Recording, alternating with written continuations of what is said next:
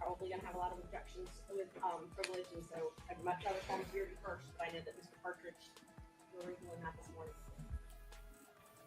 Most people have no clue that in 2023, the best way to make money on Amazon is not with physical products. It's Amazon's other company, Audible. Audible pays me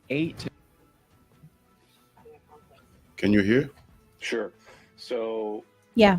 But what I could do is I could call Mr. Bradley and then I can bring him back. exactly, I think you can always recall them. We can ping pong back and forth if we need to, based on hearsay issues. But at least we can use this time until Mr. Partridge chooses to join us. Is he on the Zoom? Or not Mr. Partridge or Ms. No, not that we're aware of. No, okay. Just wanted to check that out. All right, so I suppose call your next witness then. All right, we call Terrence Bradley.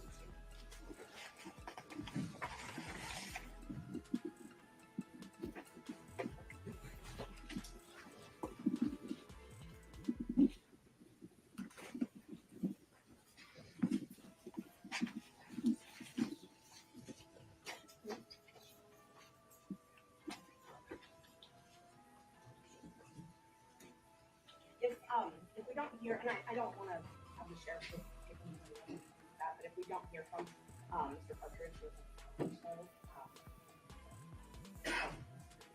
Understood. thank you.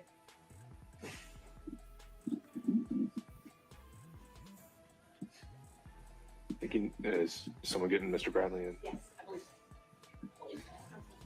Oh, the sheriff's in. Okay. Sorry. Normally, sorry. Are the sheriff's when I call a witness, will the sheriff's not sound them? I don't know if they're going to know where they are. So I think it'd be best if maybe someone from your team, and they're not going to know what they look like either. Not a problem. Sure. He's outside. Yeah. Did you watch any of this stuff? Any clip? Short? No. Nothing?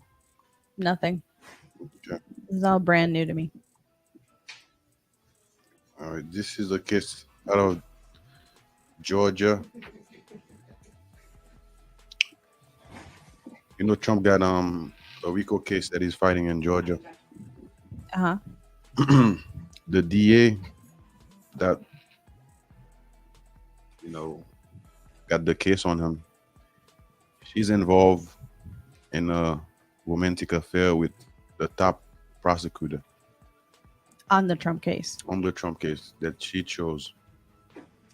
Okay, and out of the 3 people that she chose, the guy Nathan Wade was getting way more money than everybody else, and he's the least qualified. Okay, and from there, it's Trump with I think 18 co-defendant. Okay. One of those co-defendant lawyer raised that bring that up, that the DA and the top prosecutor in that case, they having an affair. Is it possible that he's benefiting from going after Trump? Meaning the money that she's paying him, in return, he's taking her on trip, buying gifts and stuff like that. Yeah, there's a conflict. So once the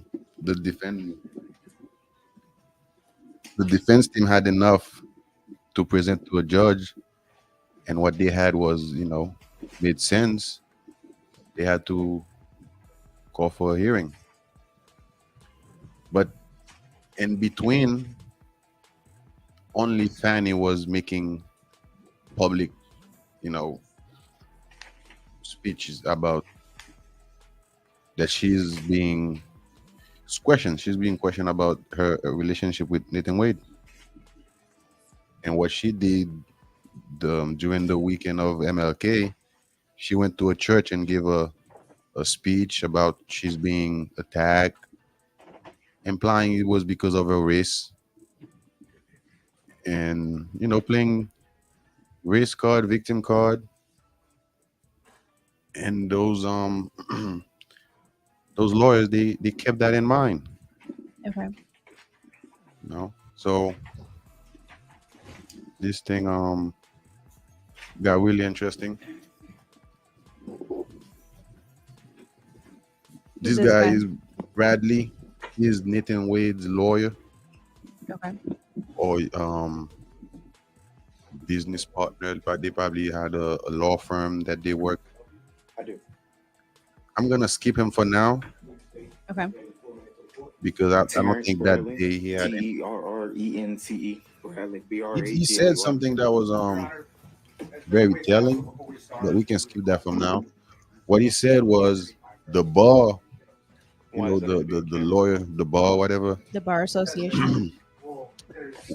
Somebody from the bar told him not to discuss anything So at concerning the Wade time a question is asked to that the you think courtroom. implicates some of those statements, object, Okay. and we'll handle it. So Thank you, Judge. this hearing is not a jury trial, so there's no jury. Okay. A judge gonna decide.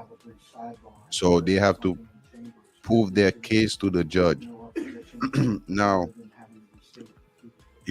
if a judge is trying Judge, to make a I've decision carefully based crafted my on questions to what avoid you're any presenting to him, privileged information. and one of but if the they think that I'm invading that, witness then I welcome an that objection. And basically I'm got happy a to address gag order, Let's see how it goes. And again, that Bradley, I don't think if it's I'll that ask if you day can just they give a pause they in brought between that each up, question to allow counsel the opportunity to object before answering.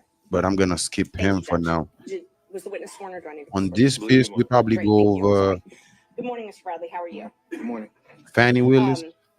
Not Fannie happy is to the be here, name I'm of the assuming. DA. Okay. I am not. Nathan is the name I of understand. the Thank you for being here.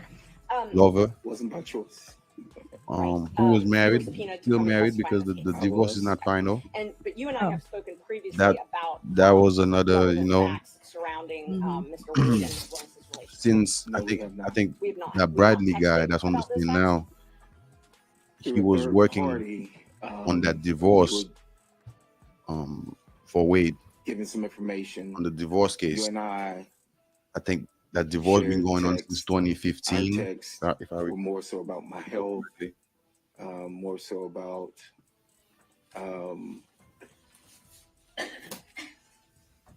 if I was okay with what was going on, that I would not be, whether or not I was going to be subpoenaed or not. But like I That said, no, good. You're gonna skip him? emphatically, I would not have been sitting don't in this think he- position as being called as a witness. So that's what my text chain show. What you think? So no. That we've never talked about Willis and Wade having a relationship. He But I said he said some interesting things, Not directly you and I, no. but the meaty We greedy talked about my health. Okay. We talked about is between Fannie as I Willis, stated before, a former other friend of things, hers, but not this, no. Okay. and Wade, then Fannie. Did you text me about So Wade and Willis taking many trips together? I object. Well, Mr. Brown, so there's been an objection. One, I'm gonna object as it relates to attorney-client privilege. Two, I'm going to object because I haven't seen the text message that she's going to check each the witness with, and he's made I'm gonna skip his part for now. his representation. Okay. I'll get back to it.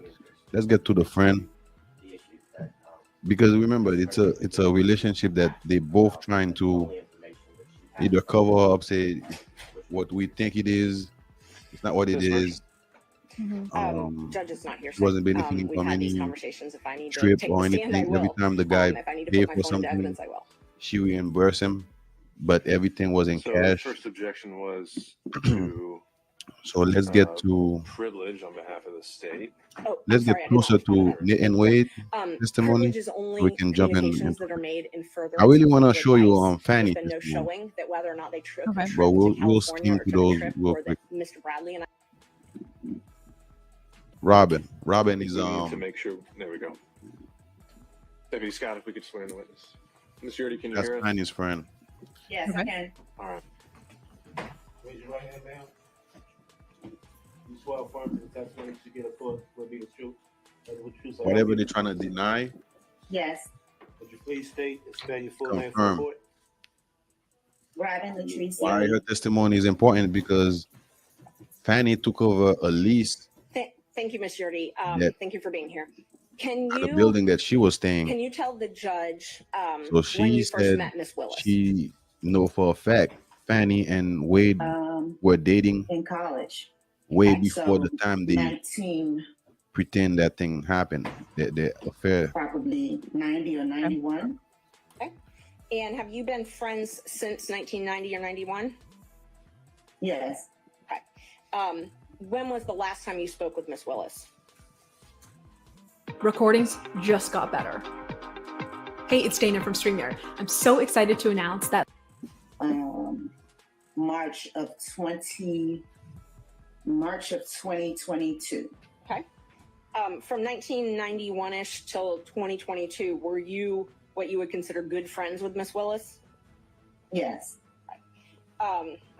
And did you all share personal information regularly? Yes. And did you even come and work with her at the DA's office? Yes. And when she needed a place to stay, did you let her stay at your apartment? Yes. It was a condo, right? Condo, yes. Okay. Do you remember approximately when she moved into your condo? It was April of 2021. Okay, great.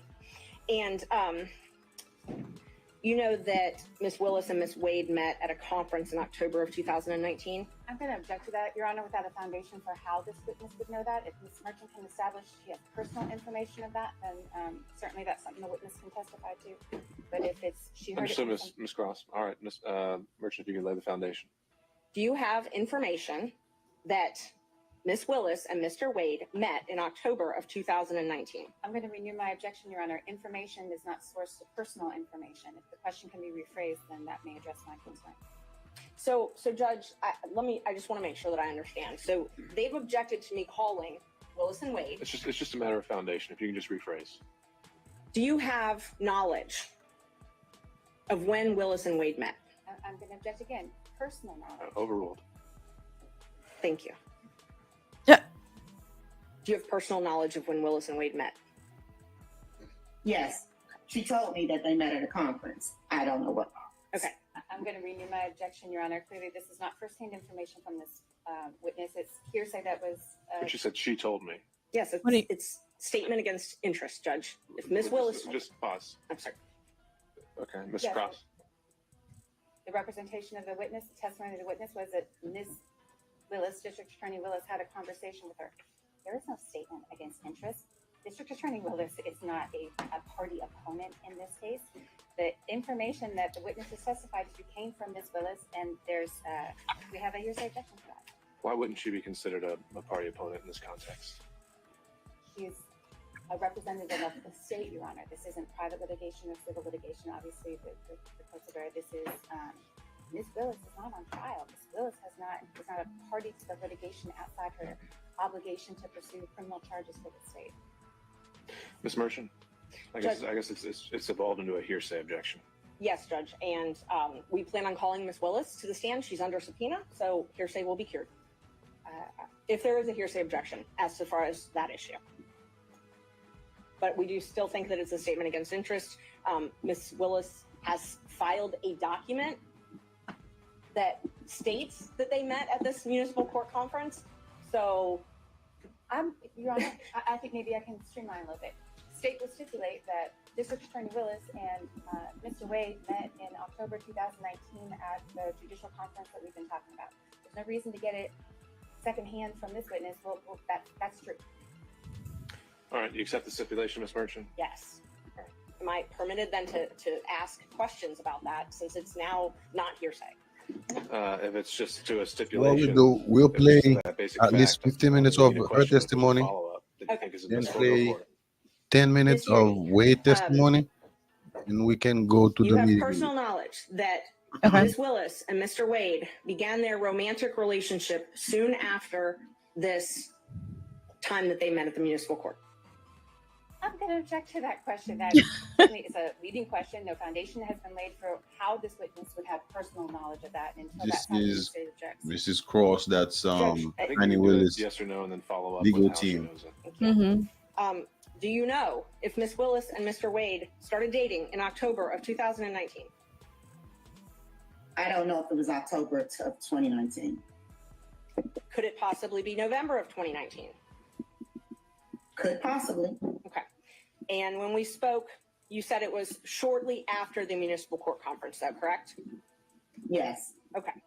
So you know that their relationship, their personal relationship, began shortly after this municipal court conference. Yes. And when I say personal, romantic.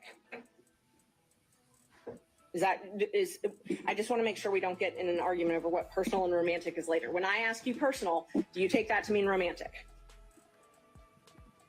Yes. Okay. And do you understand it that their relationship began in 2019 and continued until the last time you spoke with her? Yes.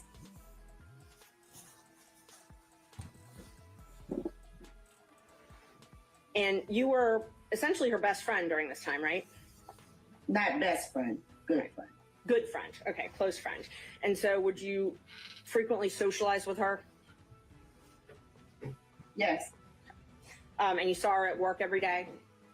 Yes. So you had a chance to see them interact together on a personal level? Yes. And so from everything that you saw, heard, witnessed, it's your understanding that they were in a romantic relationship beginning in 2019? Yes. And when you left the DA, oh, I'm sorry, let me ask you, you said that Ms. Willis came to live with you in April of 2021. I'm sorry, April 1st, 2020 or 2021? She didn't live with me. I never lived with her. Okay, I'm sorry. She took over your lease in April 1st, 2020, correct?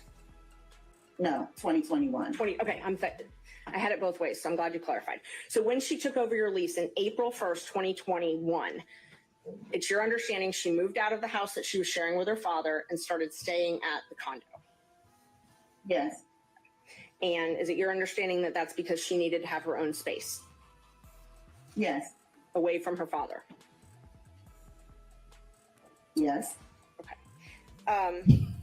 When you left the DA's office, was it, were you fired? I wonder what happened between them. No, I resigned. Yeah, me too. Okay. Just one moment. Looked like she couldn't wait. Fani probably did her dirty. Maybe, but she also seems like, you know, the obvious questions the attorney's asking. She's like, Can you tell us well, why you no, resigned the DA's office?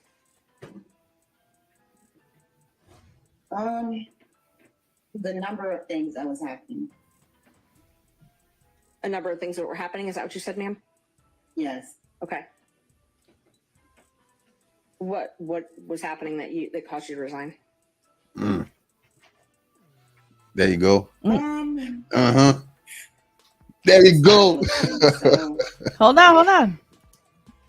I guess the last straw is I was put in a department that I knew had no knowledge about. Something happened, and I didn't like it. They didn't like it, and that was it. Okay. Did you have any falling outs with Miss Willis? Well, we never spoke after that. You never spoke after that. Okay. And so you're, you know, without going into all the painstaking details, there is no doubt in your mind that from 2019 until 2022, Miss Willis and Mr. Wade were in a romantic relationship. You asked that, right?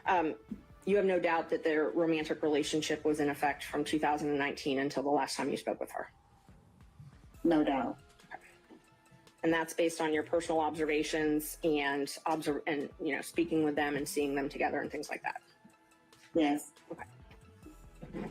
No other questions. Thank you. The other folks may have some questions for you, Mr. Yurdi. Sit down.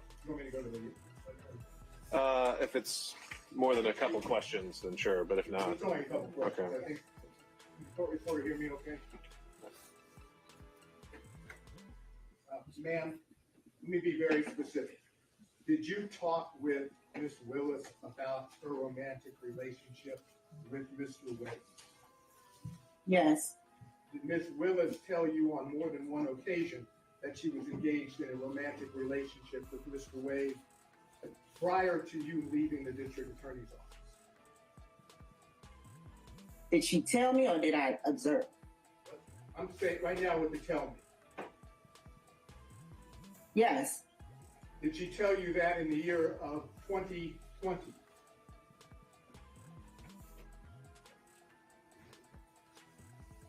yes, In the year of 2021? yes, Are you certain that Ms. Wade told you, I'm sorry, Ms. Willis told you about the romantic relationship with Mr. Wade prior to November 1st of 2021?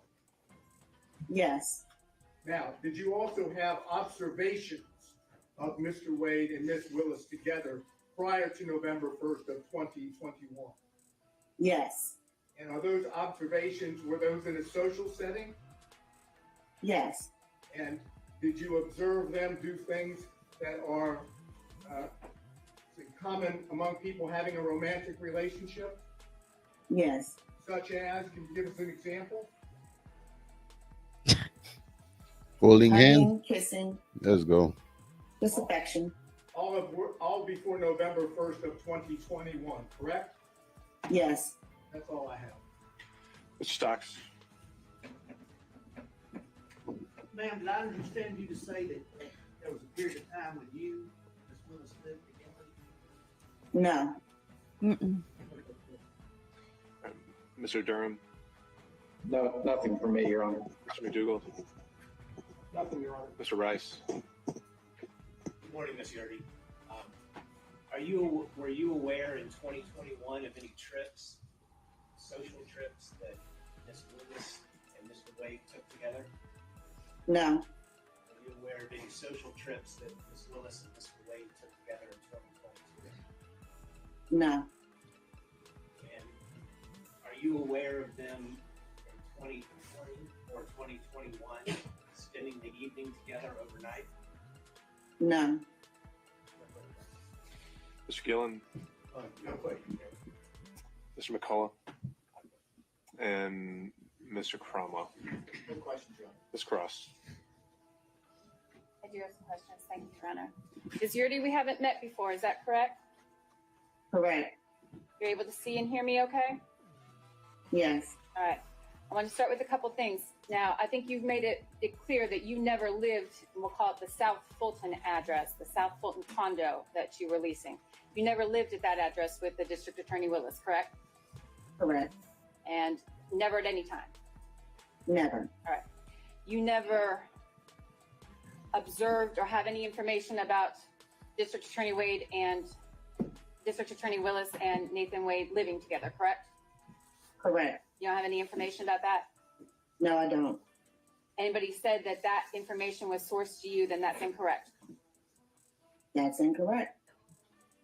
Did District Attorney Willis pay rent at that establishment, at that condo while she lived there and you were living elsewhere?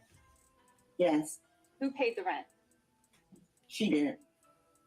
Nathan Wade ever pay the rent? No, And you never told anyone otherwise?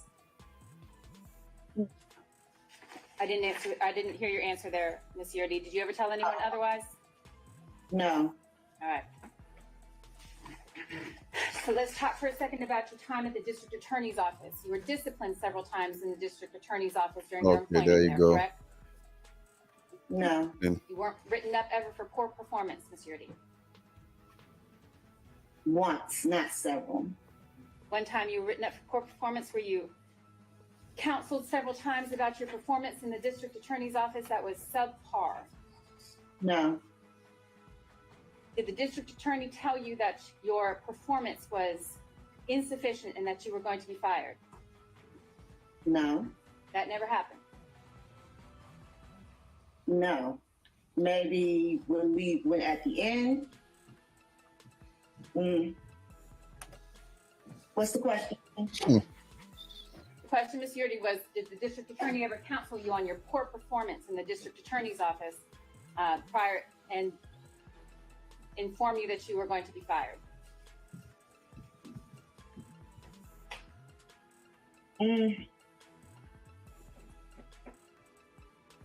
I don't really know how to answer that. I'm looking for the truth. I don't really know how to answer that. I Something personal happened the between them. situation happened. That wasn't my fault, and I either what's that gonna situation? resign or be let go. So You understood that. I think it was something in their personal life since they knew so much. Yeah. It spilled into the workplace. Now Fanny probably used, The job over her head. paperwork, yes, by knowing who she is, how she behave, how she her shortcoming and stuff like that, and use that against her to Mhm. make her look like she wasn't qualified for the job and she had to go. Okay. And I think instead of getting fired, she left. Okay. But I think she was just about saying it. So Okay. That was the situation. You could resign or you could be let go. correct. Yes. You were not welcome to stay. No. There you go. And the conversation where you were informed that you could resign or you could be fired, that conversation was not the first conversation you had with the district attorney about your poor performance in the office, correct? Well, it was kind of a spiral, but no.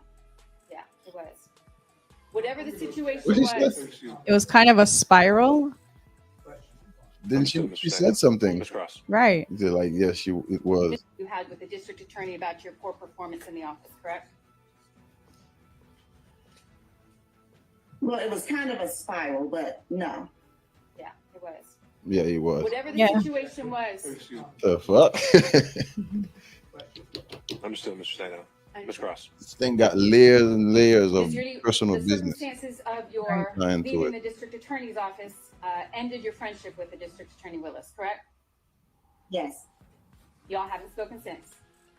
No.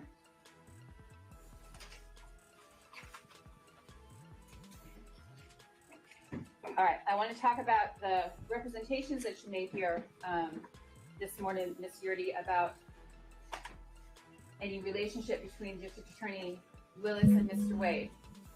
I want you to tell me what was the first time let me ask it this way. I You think said that she's being Attorney Willis cross-examined. That's what's personally going on. informed you of a romantic Yeah, hold on. relationship. Is that what you testified to? Yes. When did that conversation that you purport to have to recall, when did that happen? I mean, I don't have a month or a day, but just talking in general.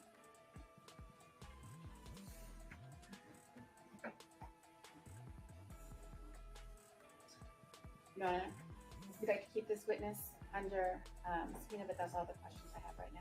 All right, thank you, Ms. Cross.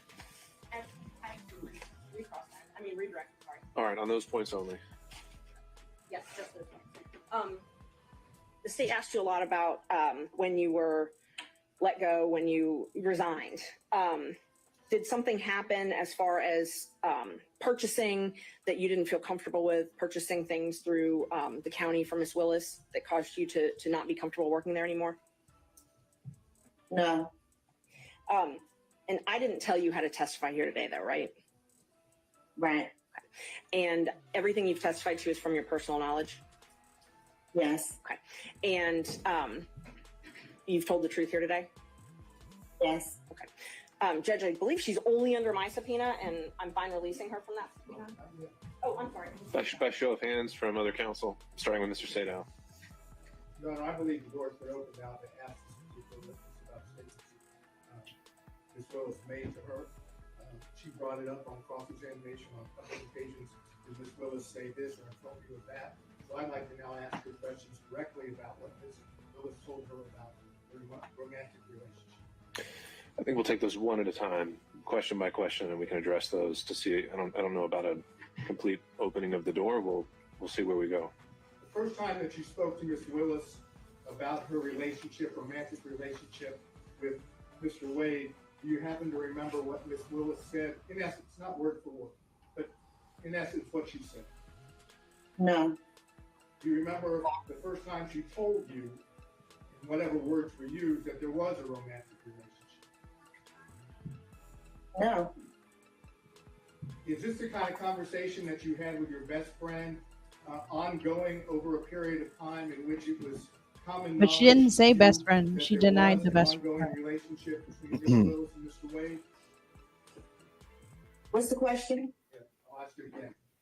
Is the nature of your then relationship with Ms. Willis such that you were having these ongoing conversations, that is, best friend type conversations about her relationship with Mr. Wade? I don't remember. Not getting any further into too much detail. Is there any doubt at all that Mr. Wade and Miss Willis had a romantic relationship, as was told to you, prior to November of 2020? She was already asked that question by Ms. Merchant. I just didn't know whether that needed. She said no, no doubt. All right. Any other defense counsel? Yeah. Show of hands. Seeing none. Last recross from Ms. Cross. Anything else? Not this time, Your Honor, but we'd ask the witness remain under subpoena and subject to recall. Judge, she's under my subpoena. But she's not under her subpoena. They want to subpoena her. Ms. Cross.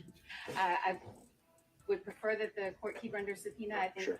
Given the representation of Ms. Marchant, given how she intends to proceed today, that this witness may need to be recalled. All right, understood. In the interest and knowing that we may have to bring witnesses back and forth, I think it's in the interest of effective presentation of the evidence here. Ms. Yurdi, you are still going to remain under the auspices of your subpoena. And so please stay in touch with your attorney. We may need you to rejoin us on Zoom at some point today or tomorrow. Understood? Okay. All right. Don't discuss your testimony with any other potential witnesses. All right? All right. All right. You can log off. And Judge, I'd ask, just can Mr. Partridge stay on for just 1 moment? For what reason? The state had made some allegations that I misrepresented some things to the court, and I'd just like the opportunity to clear that up, that Mr. Partridge is the one that told me that they lived together for a month. They've called me everything but a liar today, and so I just think that it's appropriate for everyone to know where that information came from. All right, Ms. Merchant, I think you've made your position clear. That's I don't think we need to get sidetracked on that. All right, Ms. Merchant, you can call your next witness. Thank you. We call Mr. Judge, may I be excused as well, please? All right, take care, Mr. Partridge. Judge. All right, next witness is gonna be Ms. Cross. Nathan Wade. Motion to quash Mr.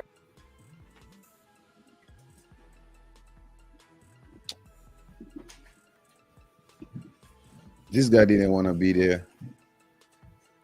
The next witness. Yeah, he's the prosecutor.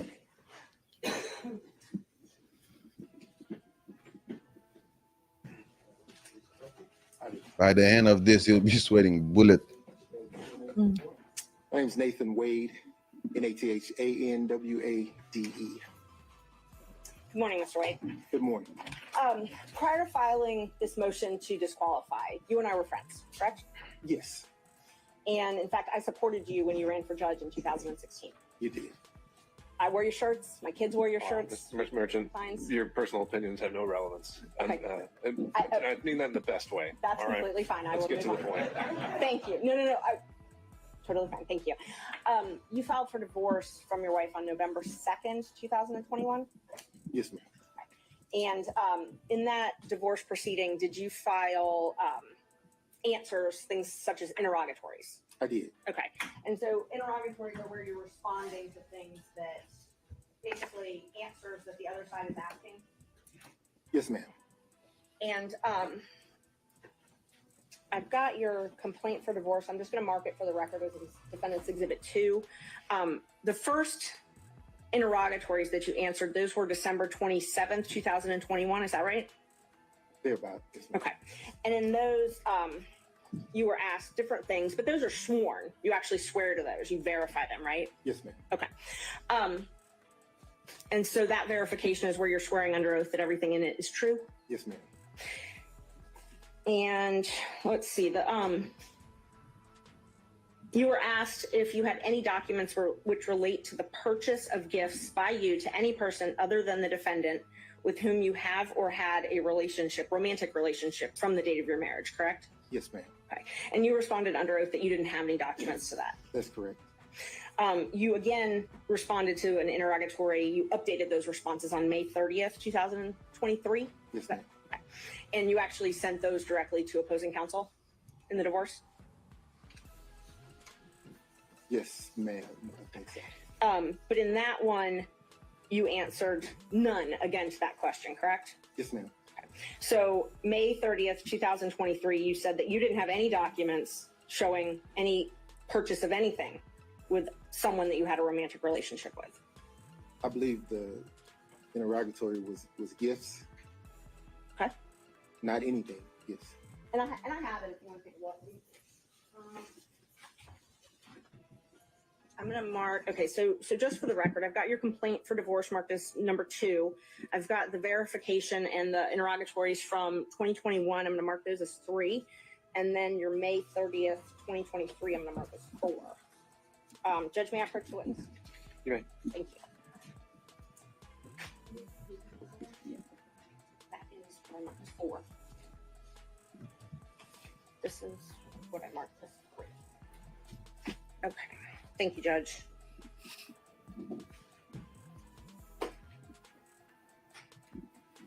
All right, if you take a look at what I marked as 2, 3, and 4. Just see if you recognize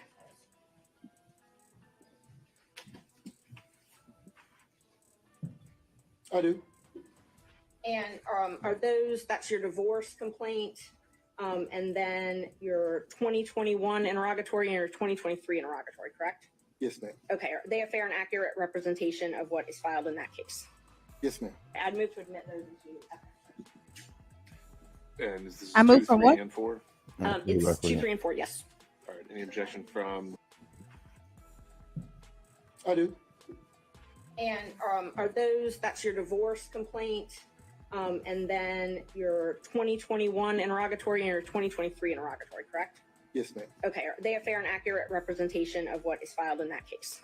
Yes, ma'am. I'd move to admit those into evidence. Oh, okay. And is this 2, 3, and 4? It's 2, 3, and 4, yes. All right. Any objection from the state? The divorce. No objection to 3 and 4, and subject to Ms. Merchant's representation that 2 is a filing of divorce. I just don't the divorce complaint. I don't have that in front of me, but subject to that representation. All right. And by show of hands, any objection from other defense counsel? Seeing none, then it's 2, 3, and 4. This should be Romans. Well, we'll just call them 2, 3, and 4 admitted without objection. So that interrogatory that you filed in 2023, that's one where you said no, that you didn't have any documents relating to the purchase of gifts, that you had a romantic relationship with someone, right? Which interrogatory are you talking Number 4, 2023. Which number in the interrogatory? Number 4. So, which number interrogatory are you referring to? It's defendant's exhibit number 4. I have defendant's exhibit 4 here. Uh-huh. Which number interrogatory are we referring to? Oh, which number out of the questions? Yes, ma'am.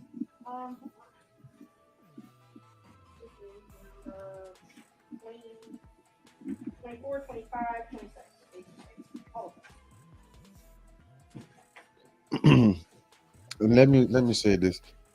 You get to see after that, but he did a good job representing himself. Compared to what you're about to see after him. Okay. Although it's not something that he can really fight, Mm-hmm. but he did his It's best. supposed to be number.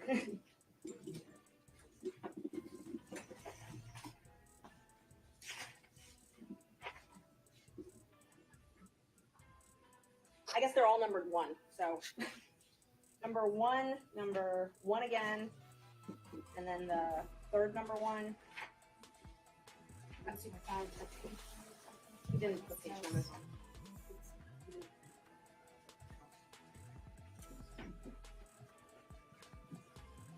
I don't know how to tell you what number 1, because when you responded, you put number 1 on all of them. You So just point to it.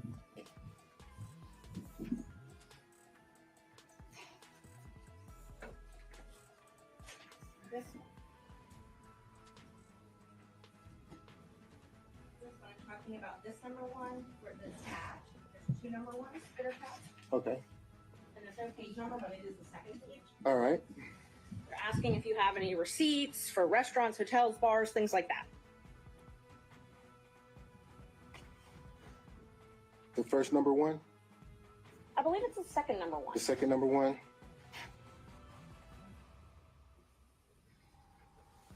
Okay. So it asks you if you have any receipts for things like restaurants, bars, hotels, things like that, where you accompanied a member of the other sex romantic partner. Correct? It says identify any and all occasions. Okay. And so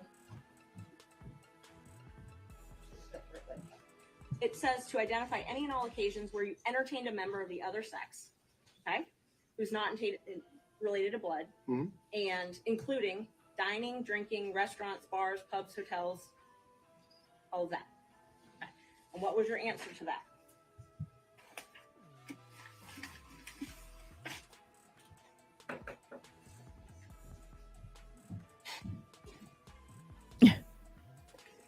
None.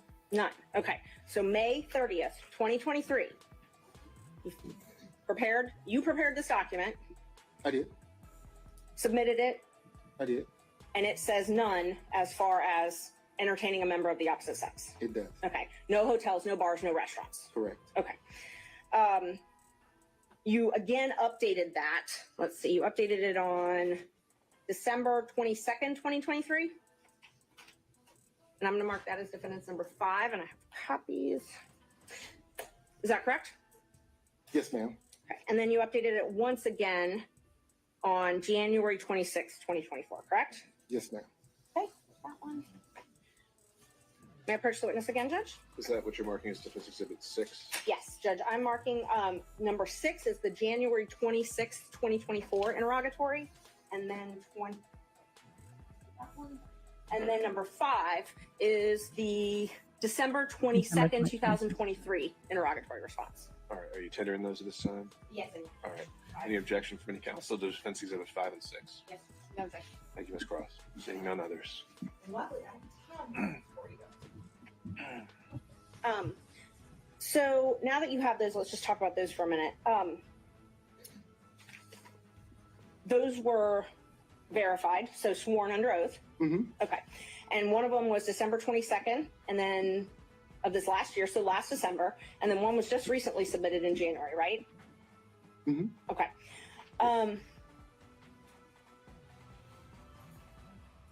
In May 10th, 2023, Judge Thompson heard a motion to compel in your divorce case as well, correct?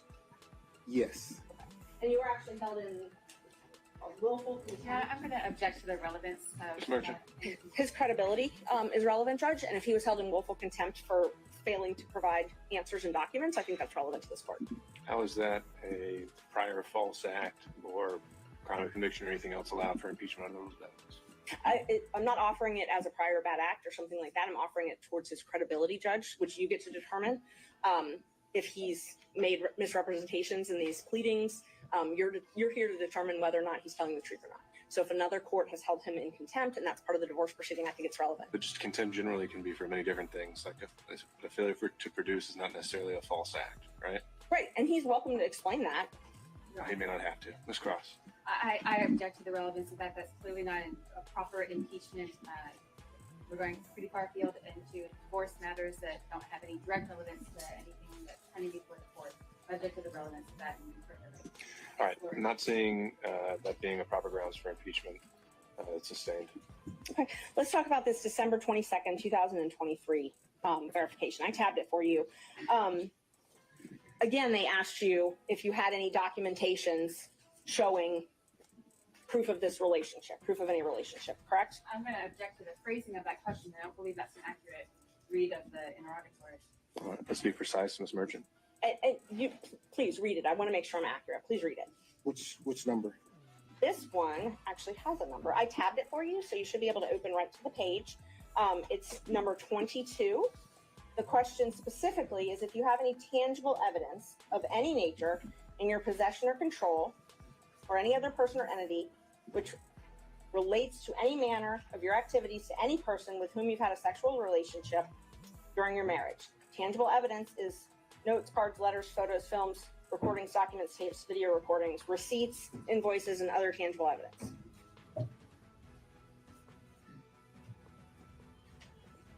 Yes, And you answered that you did not have any documents to that effect, correct? correct. And that was on December 22nd, 2023. Yes, ma'am. You updated those responses again after the motion to disqualify was filed, though, correct? When was the motion filed? January 8th, 2024, when I filed the motion to disqualify you and alleged that you had a romantic relationship with Miss Willis. Yes, ma'am. After that, you updated these responses, correct? Yes, ma'am. And so your new responses, you now changed your answer from that you didn't have any of this to you're asserting the privilege under 24.5.505, correct? Yes, ma'am. And both of these are under oath. Yes, ma'am. You also updated your response to the question about spending time with someone other than your spouse for dinner, drinks, things at restaurants, bars, hotels, or the other person's home, correct? Yes, ma'am. So in December of 2023, you said no to all that. And then in January, after I filed my motion, you said privilege to all that, Fifth Amendment privilege. Yes, ma'am. Okay.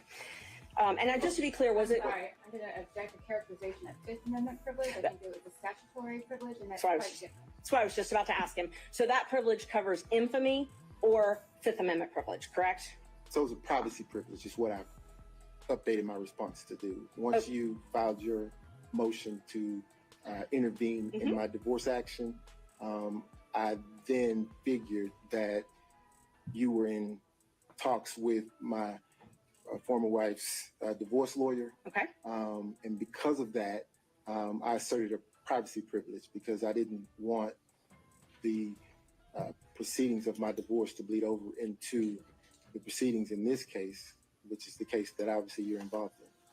So your answers in December of 2023 that you didn't have any documents about any travel that you took with Miss Willis, that wasn't true though, correct? They didn't ask me about any documents regarding Miss Willis. A romantic partner. They asked you for documents regarding a romantic partner. So I'm sorry, I inserted Miss Willis's name. Let me rephrase the question. They asked you for documents about travel with a romantic partner in December 2023. And you under oath said you did not have any of those, correct? I did not. Okay. And they asked me about gifts. Right. I never purchased a gift for Miss Willis.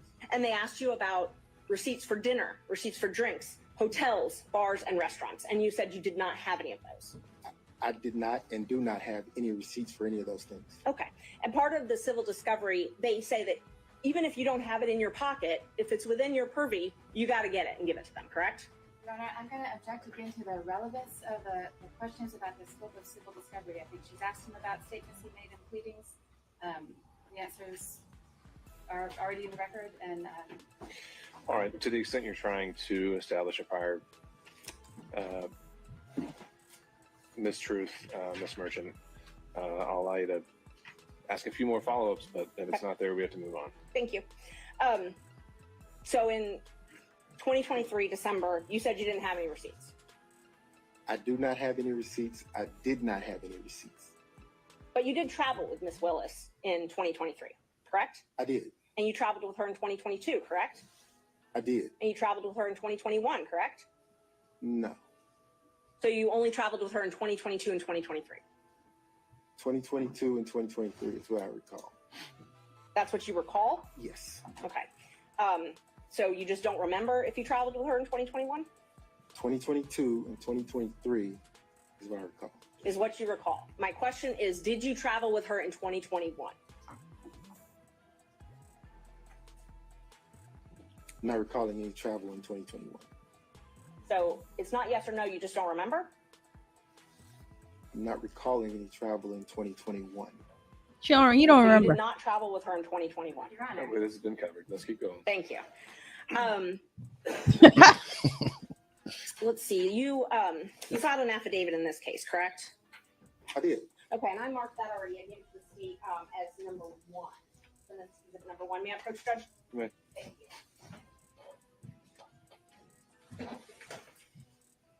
In that affidavit, you swore under oath, correct? Yes, ma'am. And in that affidavit, you swore that Well, first of all, do you recognize the affidavit? I do. Okay. Did you sign the affidavit under oath? I did. And you gave this affidavit specifically to refute the allegations that I had raised. Yes, ma'am. Nobody forced you to sign this? No, ma'am. You chose to sign it? I did. And you signed it on purpose to admit into court to refute allegations? I did. You signed it specifically to prove that you were not in a relationship with Willis prior to November 2021, correct? Correct. And you were a lawyer when you signed it? I was. And you're still a lawyer today, correct? I am. When were you barred? 1999. Okay. And you believe that your relationship with Miss Willis is subject to attorney-client privilege, correct? I'm going to object to that, Your Honor. I don't think that's factually correct. I don't think that's a relevant question, and I don't think it's appropriate to question this witness about the scope of his attorney-client privilege. He's got an attorney who can speak for him for that, but questioning the witness is appropriate. All right, so a lot to unpack there. The question is simply that does he believe there's a relationship that exists in the terms of attorney-client privilege between him and Miss Willis? Is that accurate, Yes, Ms. Judge. Merchant? It was. I asked if he believed his relationship with Miss Willis is subject to attorney-client privilege. Okay, I don't see why a yes or no would be barred. Maybe I'm not understanding the question. If the question is, does Mr. Wade and District Attorney Willis have an attorney-client relationship? It is not. There's no foundation for that. If the question to the witness is, does his relationship with District Attorney Willis impact his attorney-client relationship with his divorce attorneys? That I don't think is an appropriate question for that witness. First, I believe is a proper phrasing. The second, I think there's been a representation that Mr. Wade preserves and doesn't waive anything, and so I think asking him particular questions in order to potentially backdoor a waiver is inappropriate, and that's my judgment. All right, if we're just trying to, again, assess where a privilege does or does not exist, and we're not actually getting into it, I think we can establish those, parameters. But Ms. Merchant, can you rephrase the question based on that concern, and we'll see where we are? Yes.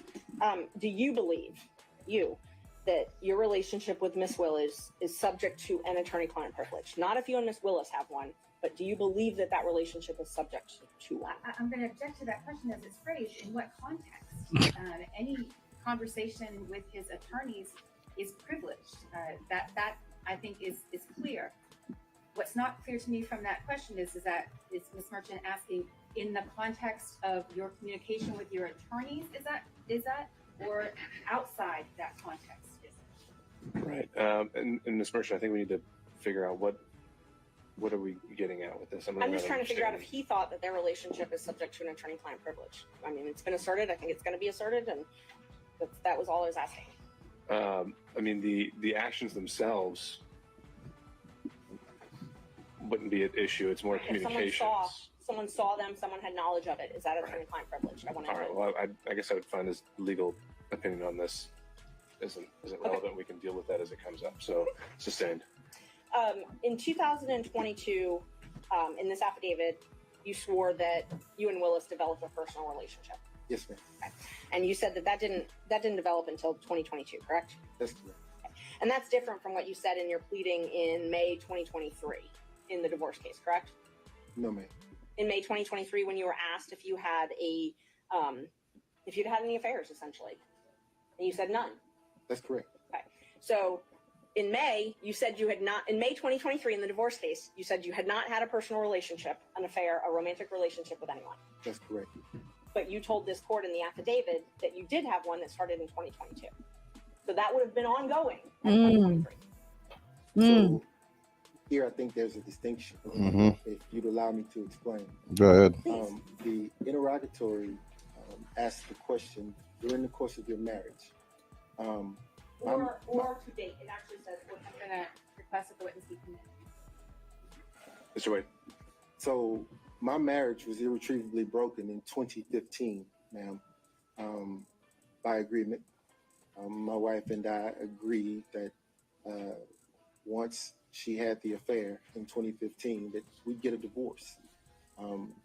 We didn't get a divorce immediately because my children were still in school and I refused to allow them to grow up without their father at the time. So we waited. We waited until the youngest graduated and we dropped her off at college and then filed for the divorce.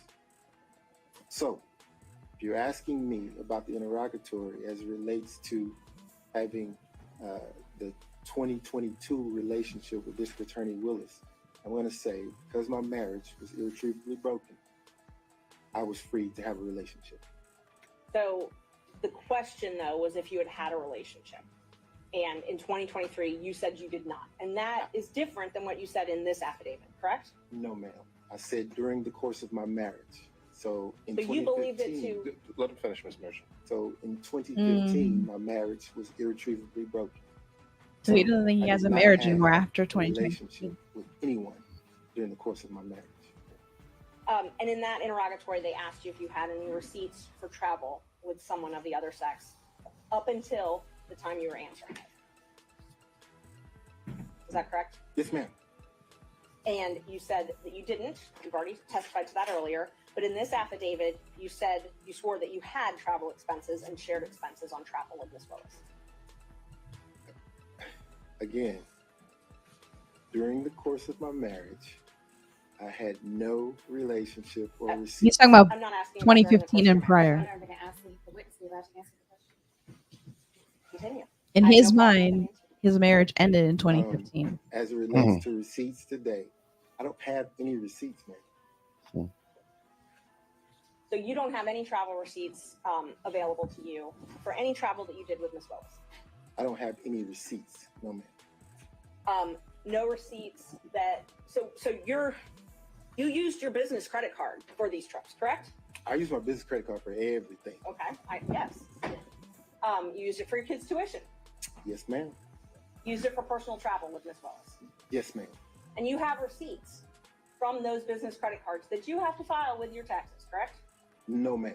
No. I filed a statement. I turn over the statement, and whatever's there on the statement, the accountant looks at it, and the accountant says, okay, this is personal, goes over here, this is business, goes over here, here are your taxes. So you have those statements. We'll call them statements instead of receipts. You have those statements, correct? I have the statement, yes, ma'am. But when you answered the interrogatory under oath, you said you did not have anything to show the records. Because it Travel said with Ms. receipts. Willis. I answered the question. I had no receipts, ma'am. You had no receipts, but you had statements. I ordered the statement, yes, ma'am. You did order the statement. Okay. And The way to get around so some of these we're just things talking is the semantics between exact invoices, wording of statements, or the receipt. I'm attorney. sorry. Object, Your Honor, to the argumentative tone of the question. I believe it's been asked and answered. All right, sustained. Let's see. You also in this affidavit said that no funds paid to you for compensation as your role as special counsel was shared with Willis, correct? That's correct. And that you never cohabitated with Willis, correct? That's correct. By cohabitation, does that mean that you never spent the night with Willis? I spent the night with him during But- travel. Yes, ma'am. Okay. And so I just want to qualify. It's all about your the wording, your use of baby. The term cohabitation. That means you didn't live together, That's correct. but you did spend the night together. Yes. Yeah. When was the first time you spent the night together? Your Honor, That's the subject of his affidavit, Judge. Right, but it might not be the subject of this hearing. So the question is the nature and extent of the relationship. And so if they just spent the night on a single occasion, I don't think we're going to document in detail every single time that happened. And I don't intend to do that, Judge, but I think what is relevant is when the relationship started. And that's what you had indicated on. But why don't we start with that question and go from there? that question. And that's what I asked when the first time he spent the night with her was. That's what I asked. That's a different question, isn't it? Okay, so let's not talk about when you spent the night. When did your romantic relationship with Miss Willis begin? 2022. When? In 2022. Early 2022. So you were appointed in November of 2021. Yes, ma'am. And your relationship started early. What's early? January? February? Around March. Around March. But you two met at an October 2019 judicial conference, correct? Yes, ma'am. And describe your relationship at that point then. Which point? 2019. So I was at a judicial conference to teach a course, if you will, to newer judges. I did that in 2019. As I was exiting the conference, another judge was standing outside who was a friend of mine. I stopped and exchanged pleasantries with her. And standing, talking to her at the time was then Judge Willis. She introduced us at that time. We shook hands, exchanged business cards, and I got into my vehicle and left the conference. So that meeting was probably 3 minutes. Okay. When was the next time you talked to her? Didn't talk to her again, probably maybe a month or a month and a half had gone by. Okay. So you talked to her November, maybe? Maybe. On the phone? On the phone. Okay. How regularly did you speak with her in 2021 on the phone? In 2021? I'm sorry, 2019. I'm so sorry. 2019. How frequently did you speak with her on the phone? 2019, after the meeting, I probably talked to her 2 or 3 times. She would have questions. I was the district rep for the particular district that I sat in. Okay. And the judges would, when they would have questions, they sometimes would go to the rep. So she was outside of my district, but she would call me. She felt comfortable calling me to ask me the questions. I don't know if you know the racial makeup of certain benches, but it wasn't very diverse. So she felt comfortable calling me for advice. And she did that. And we had also in common that she was starting a private law practice at the time, and I'd already had mine up and going, and we talked about balancing the demands of the bench with that private practice. So we didn't talk that often, but when she had questions of mostly legal issues that would come up, she would call me. I just want to make sure, because my question was just how many times, and you said 2 to 3 times, right? Okay. And in 2022, how frequently did you speak in 2022? This is before you were appointed. Sorry, perhaps this much is the timeline, 2022. I'm sorry, 2020. 2020. How frequently did you speak in 2020? 2020, it was more frequent than 19, obviously, but More frequent. Can you tell me approximately a month how often you think you spoke with her on the phone? Your Honor, I'm going to object to the granular detail. I think Mr. Wade can certainly answer however he wants to, but if we're going to go through every time they spoke on the phone as opposed to generally characterizing the relationship, it would be more detailed. Judge, I'm not going to go through every time they spoke on the phone. I'm asking for generally how frequently they spoke. I think at that level, that's fine. Thank you. About how frequently did you speak in 2020? per month. I mean, if it was 2 or 3 times that entire year, you can tell me that. If no. it was more than that, then you can quantify it by month. No. We spoke on the telephone often. I mean, I don't know how many. I couldn't give you every day. So, time because remember, COVID happened and the world was shut down. But so we. And I was bored. Mm-hmm. I didn't consider myself married anymore Before her election since 2015. in 2020. How Bang, frequently did you speak? No, but he said he had You mean as she was he had some health complications. Before the election. Before, yes, as she was campaigning, before she was elected. It's 2 different animals. As she was campaigning before she was elected. Okay, so during the course of her campaign, we didn't talk as much, obviously, because she was busy. Fulton County is a large jurisdiction to cover. So we didn't talk a whole lot, but she did know that I'd gone through the election process. So when things would come up, if she had questions about So she was call me and chasing ask him, me. man. So And just to be fair, Sometimes it would I've be- only Just for- Came Judge, after actually, him. he's not asked and answered. And I mean, I don't mind him explaining, but I just wanted to know how many times. I mean, if we talk about every conversation they talked about, I You gotta let him finish his sentence, and then if you need to redirect him or have me direct him, I can. Mr. Wade, you can continue. Yes.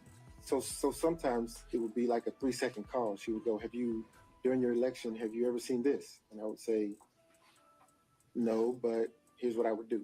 And we'd hang up. She had a lot of professionals working for her, but she trusted my judgment, so she called me. It'd be a brief conversation, but she called. so my question was, how frequently did you speak with her prior to her election? Frequently?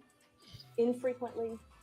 More than 2019, but it wasn't a everyday thing. No.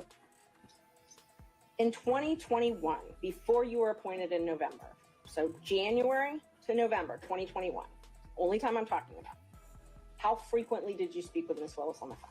In 2021, then it became frequent. Yeah. Frequent. Yes. Yeah. But you did not work at the DA's office at that point, correct? I did not.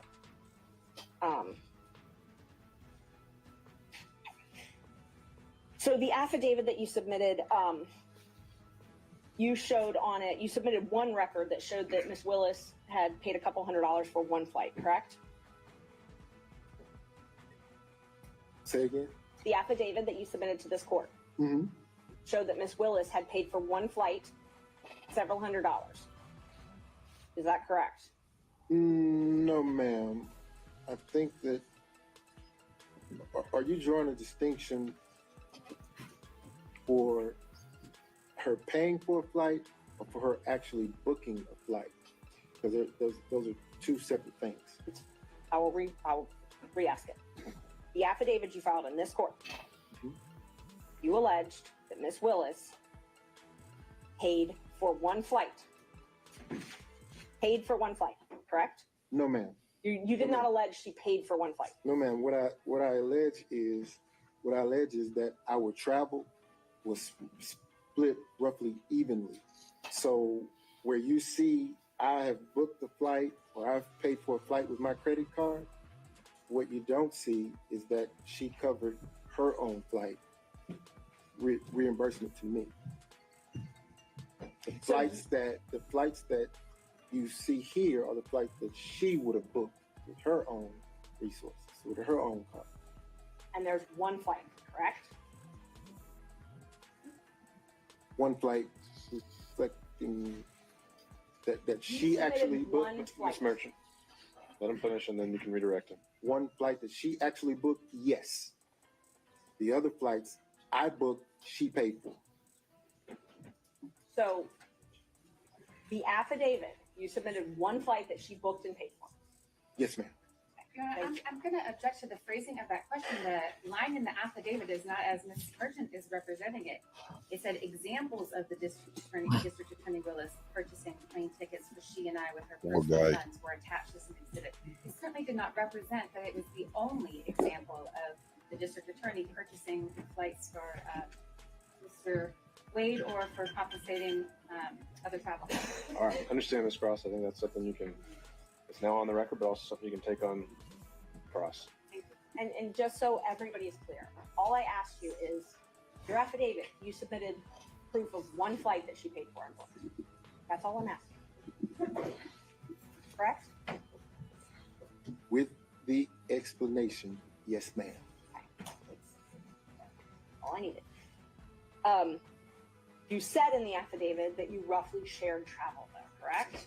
Yes, ma'am. Okay. So this roughly sharing travel, you're saying she reimbursed you. She did. And where did you deposit the money she reimbursed you? Oh, it was cash. She didn't give me any checks. So she paid you cash for her share of all these vacations. Mr. Schaefer, you'll step out if you do that again. Yes, ma'am. Okay. And so all of the vacations What do you that she do? took, she paid you cash for. No. Yes, ma'am. And you purchased all of these vacations on your business credit card, correct? Yes, ma'am. And you included those in deductions on your taxes, correct? No, ma'am. No, you did not. No, ma'am. Okay. Okay. Wait. We'll get to that in just a minute then. Let's see. So the only thing that you have actual documentary proof, not cash, is this one receipt that you attached to the affidavit. Is that correct? Your Honor, I object to that question. That is a mischaracterization of the assertion that is in the affidavit. I'm asking. So then he can deny it. I think he can fend for himself, Ms. Merchant. Is this the only written proof that you have? She's of the getting trip she there. paid for? That I have? Yes. Yes, ma'am. Okay. So you submitted the one piece of written evidence that you have that she paid for something. Everything else is in cash. Is that accurate? No. That's not accurate. Okay. Please tell me, what other receipts do you have then that show that she No. paid for things? I don't have them. So this is the only receipt that you have to show that she paid for travel. That I have. Yes, ma'am. Thank you. Okay. In your divorce case, you filed a domestic relations financial affidavit, correct? Yes, ma'am. The first one you filed was in January 2022, right? Thereabout. Yes, ma'am. And those are under oath? Yes. And you also filed corporate taxes in 2022, correct? Did. And tell me about your business. Do you have a partnership or are you a solo practitioner? As it stands today? Yes. So today, I have a separate PC. My law partner has his own separate PC. Okay. So, but we're under the same umbrella, under the same roof. So we share expenses, we share income, and we split it. So are you a partnership?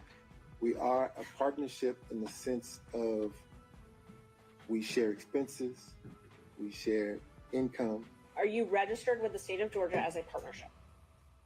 So the WBC firm that included myself, Terrence Bradley, and Christopher Campbell, we were registered with the Secretary of State as a partnership for a short period of time. That was dissolved, though, right, in 2023? I'm going to object to the witness answer his question. Mr. Wade, do you have something else to add there? I did. When things happened and we excused Mr. Bradley from that partnership, it left Christopher Campbell and myself. So now you have two separate PCs under the same umbrella, sharing expenses and income. Okay. So let me just narrow down my questions then. Are you registered? And have you been registered at any time in the state of Georgia as Wade and Campbell? Wade, no ma'am. You've never been registered as a partnership? As Wade and Campbell, no ma'am. Wade and Campbell, yes, thank you. But as Wade Bradley Campbell, yes ma'am. Wade Bradley Campbell was registered on April 1st, 2021 and administratively dissolved on September 8th, 2023, correct? Yes ma'am. Other than that partnership, you have always been registered as law office of Nathan Wade, Yes ma'am. not with Chris Campbell. Correct. Thank you. So the affidavit that you filed in your divorce case, the first one in 2022, I think I'm up to number 7. I'm going to just give you a group of exhibits so we don't have to go back and forth. I'm marking the 2022 as 7. I'm marking the 2024 as 8. I'm marking the credit card statements as 9, and your taxes as 10. I'm going to object to taxes because of the relevance of them at this point. The relevance of this entire business structure doesn't seem clear to me as either impeaching or relevant to the issues at the courts, under the court's consideration. But insofar as we're talking about tax returns and other things like that, certainly that should be redacted, and I would object to the relevance of it. I agree they should be redacted. I don't agree to the relevance, but I haven't tried to tender them yet, Judge. I'm just marking them right now so that everyone can follow. All right. And what is the eventual relevance that you were getting at here? Well, I'm going to ask him because one of the things that we have to show in this case is personal and financial interest. So, and he's talked about how he was reimbursed for these things, and so I have a right to go into the veracity of this. So let's see, 7, 8, 9. And then 10. All right, so right now I'm just going to show you what I've marked as these exhibits.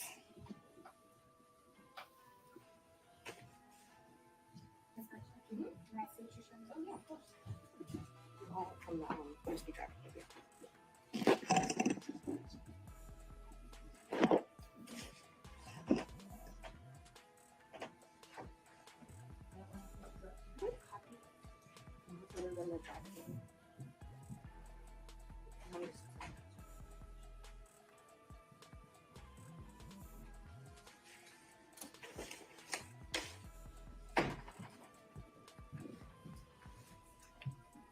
Can I approach Judge? Okay. I'm showing you what I marked as 7, 8, 9, and 10. So you have them for your records as I ask you some questions. All right. So,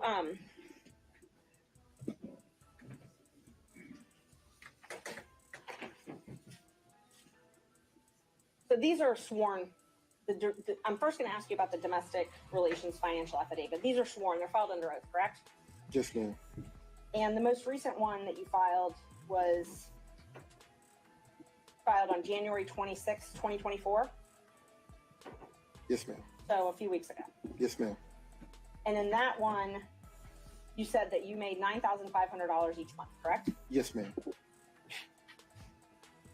You said that in 2022,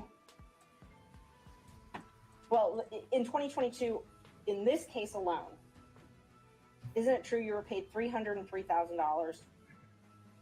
Over $303,000. I was paid? Yes, in this case. Fulton County, by Fulton County. I see where you're going. So, And Judge, I just In asked a- him to answer the question. If he wants to explain it, I've got no problem with that. Mr. Wade, just listen to the question asked and just answer the question asked. In 2022, isn't it true you were paid over $300,000? no, ma'am, that is not true. You were not paid over $300,000 by Fulton County. No, ma'am, I was not. Okay. How much were you paid in 2022 then?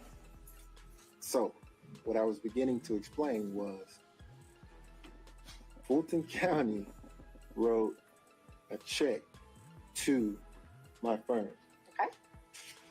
What happens at that point is the checks are then deposited as you have. That's a good bank commercial statements, for you this see, water. and then they are dispersed between the three of us. So there was Mr. Bradley, there was Mr. Wade, and there was Christopher Campbell. A third. So when you ask me if I was paid $300,000, the answer is no. I got a third of that went to my personal firm.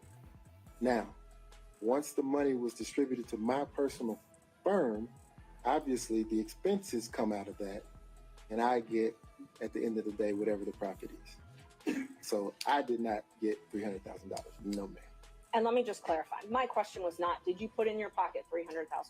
My question was the law firm of Nathan Wade paid over $300,000 in the year 2022? Again, No. a third of that came to the law firm of Nathan Wade.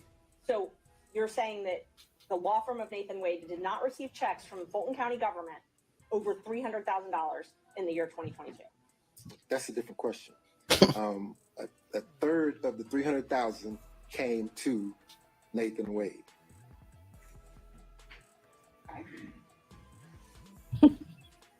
Again, I'm not asking what went in your pocket.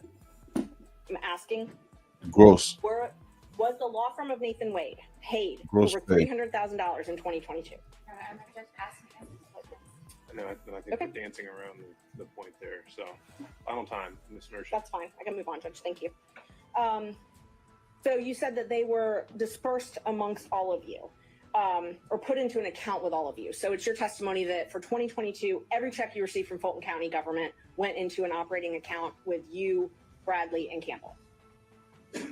No. That's not what I testified to.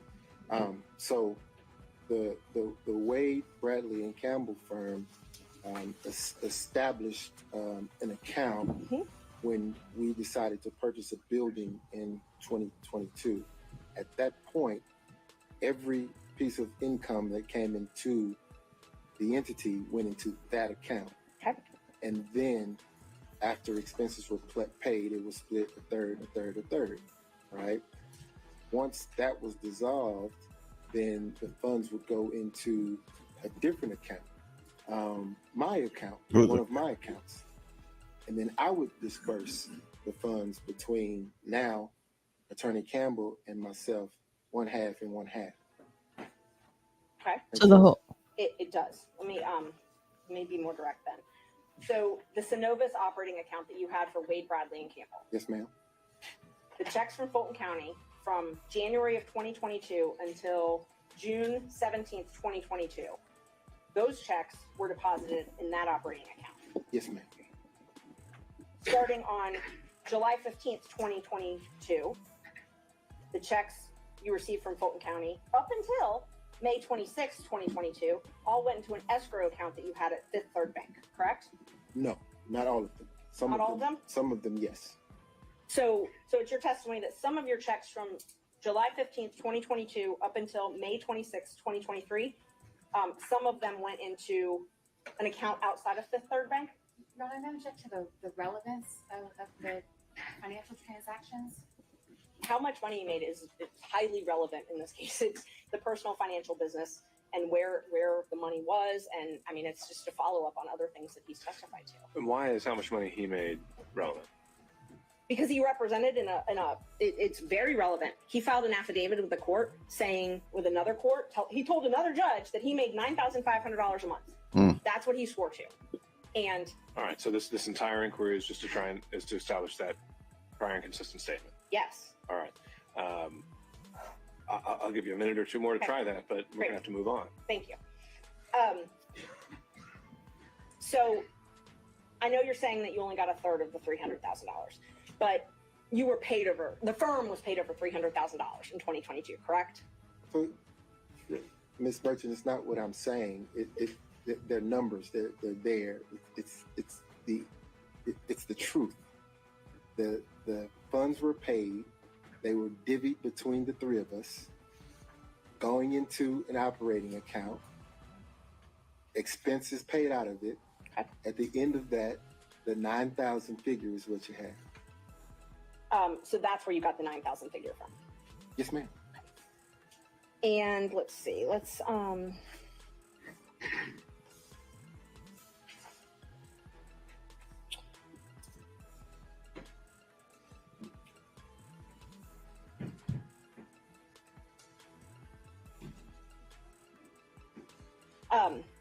Prior to when you filed for divorce in November 2021, you would use Mr. Bradley's credit card to pay for things with Miss Willis, correct?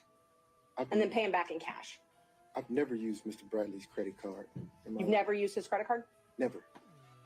For transactions to anything with Miss Willis, out to dinner, anything like that? Hotels? I've never used Mr. Bradley's credit card. I've never used anyone else's credit card. Not even my father's, and we have the same name. And you'd pay back, if you ever did use someone's credit card, you'd pay back in cash, though, correct? Ma'am, I've never used someone else's credit card. Can you take a look at the bank records that I gave you?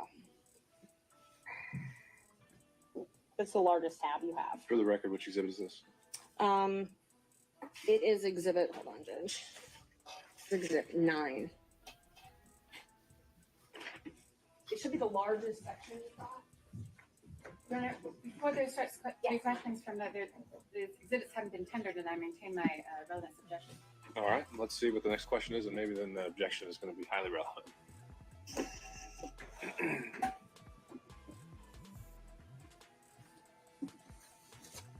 Okay. Is that an accurate copy of your Capital One statements that you provided in discovery to? Is that an accurate reflection of your Capital One records? That I provided in discovery to whom? To your divorce lawyers, or that you provided in the divorce proceeding. Is the question, does he recognize it by sight? I'm asking if it's his statement. I think that is the question. Well, I mean, it's a thick document, but I believe you if you say that this is what my wife's divorce lawyer gave you. I believe it. Your name's on every page of that document, correct? On every page? Pretty much every page, not every page. No, it's not on every page. No, ma'am. They're all Capital One bank records They showing are. it. Okay? Just take your time, look through it. Tell me if there's anything that you think is not yours. No, they appear to be. Okay. And those bank records show that you paid for travel with Miss Willis. Yes, ma'am. Your Honor, I'm going to object the relevance of these documents and the, Well, I think, are you tendering Exhibit 9? I'm going to, Judge, and they're highly relevant to the whole Well, he's reason. asked him a question about the contents of them, and they haven't been admitted yet. So why don't we start there? Thanks. Those show travel that you and Miss Willis took. Well, so you're asking about the contents of something that hasn't been admitted yet, right? Well, I'm asking him if that's what it shows because I know that they're going to object on relevance. Well, first we got to say if it's you've authenticated it, perhaps, and before we get into other details of what's in it, I think I can it needs tender to be them. That's admitted. fine. I move to admit them. All right, object on relevance. on relevance. All right, and on that overrule, Ms. Merchant. Thank you. Those records demonstrate that you paid for travel with yourself and Miss Willis, correct? They should. Okay. And let's just talk about that travel. Okay. The first trip is Belize in March 2023. Is that a trip that you took with Miss Willis? Are you asking? Did you take a trip with Miss Willis in 2023 to Belize? I did. Did you take a trip to California with Miss Willis in 2023? I did. Did you pay for those trips on that credit card? I used the credit card to book the travel, but understand. She paid you back cash. Well, let me say this. Let's take the Belize trip, for example, since you started there. That was a birthday gift to me, so I paid nothing for that trip. Zero. Okay. So the charges that are on your card, she gave you cash for? She did. Okay. So all of the charges. Excuse me, Your Honor, I believe the witness has finished answering the question. Oh, did you have more? I did. Okay. I wanted to get into the charges on the card because traveling with her is a task. You can probably imagine the attention that happens. So for safety reasons, she would limit her transactions.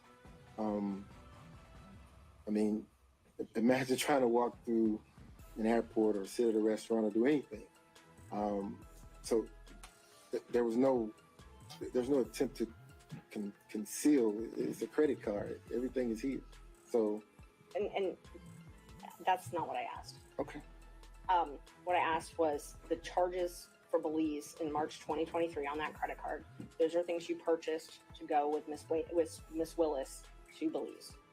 Those are things that we booked with my card that she Yes. paid. Yes. Yes. So those show up on your credit card. They do. And you're saying that she paid you cash to reimburse you for all of that. She did. And she paid you cash for both of your portions or just hers? Both. Okay. So that trip, Belize, just Belize, she paid you for everything on Belize. The entire trip. Okay. So the food, tattoo parlor, all that stuff, she paid for. I'm gonna.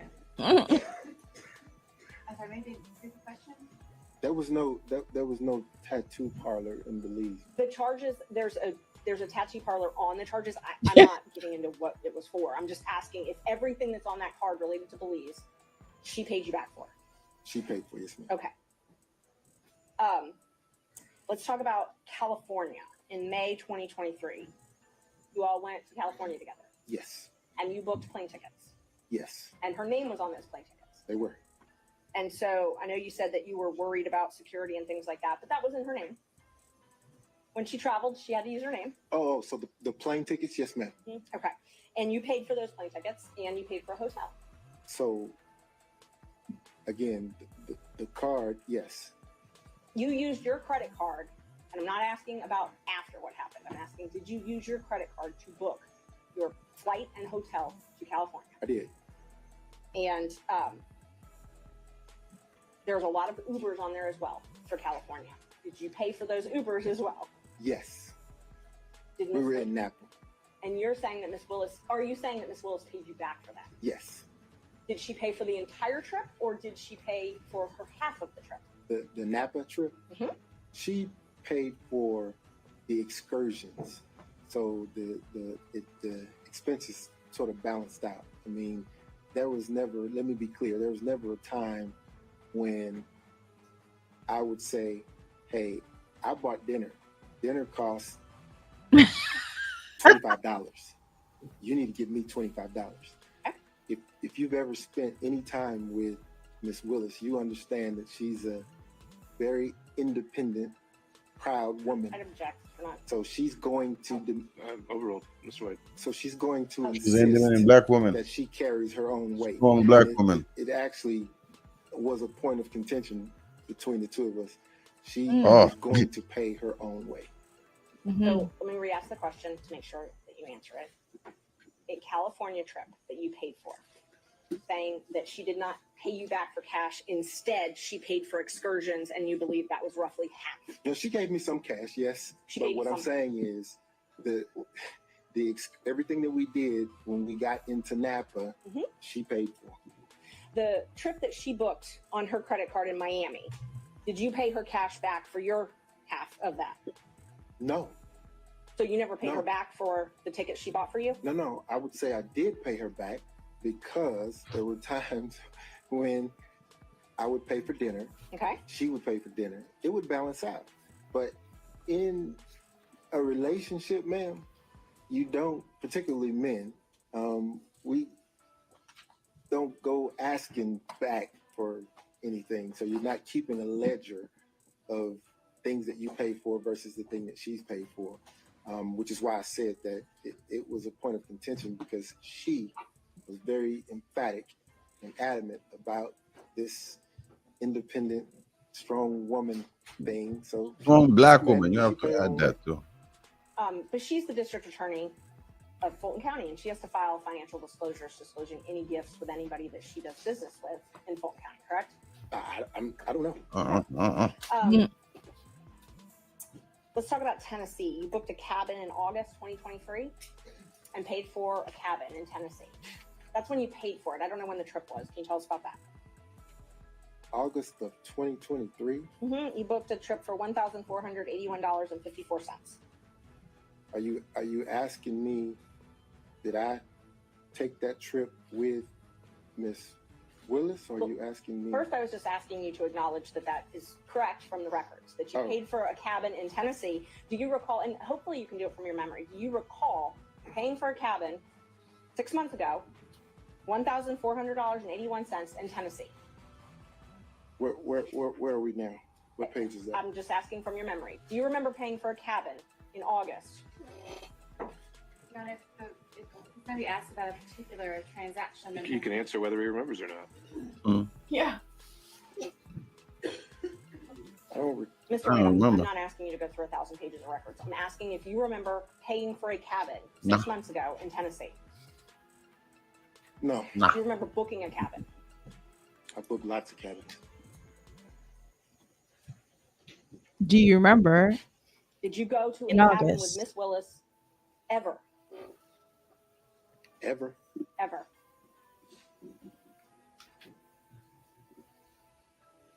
You remember? Nah. You're gonna deny it? Nah.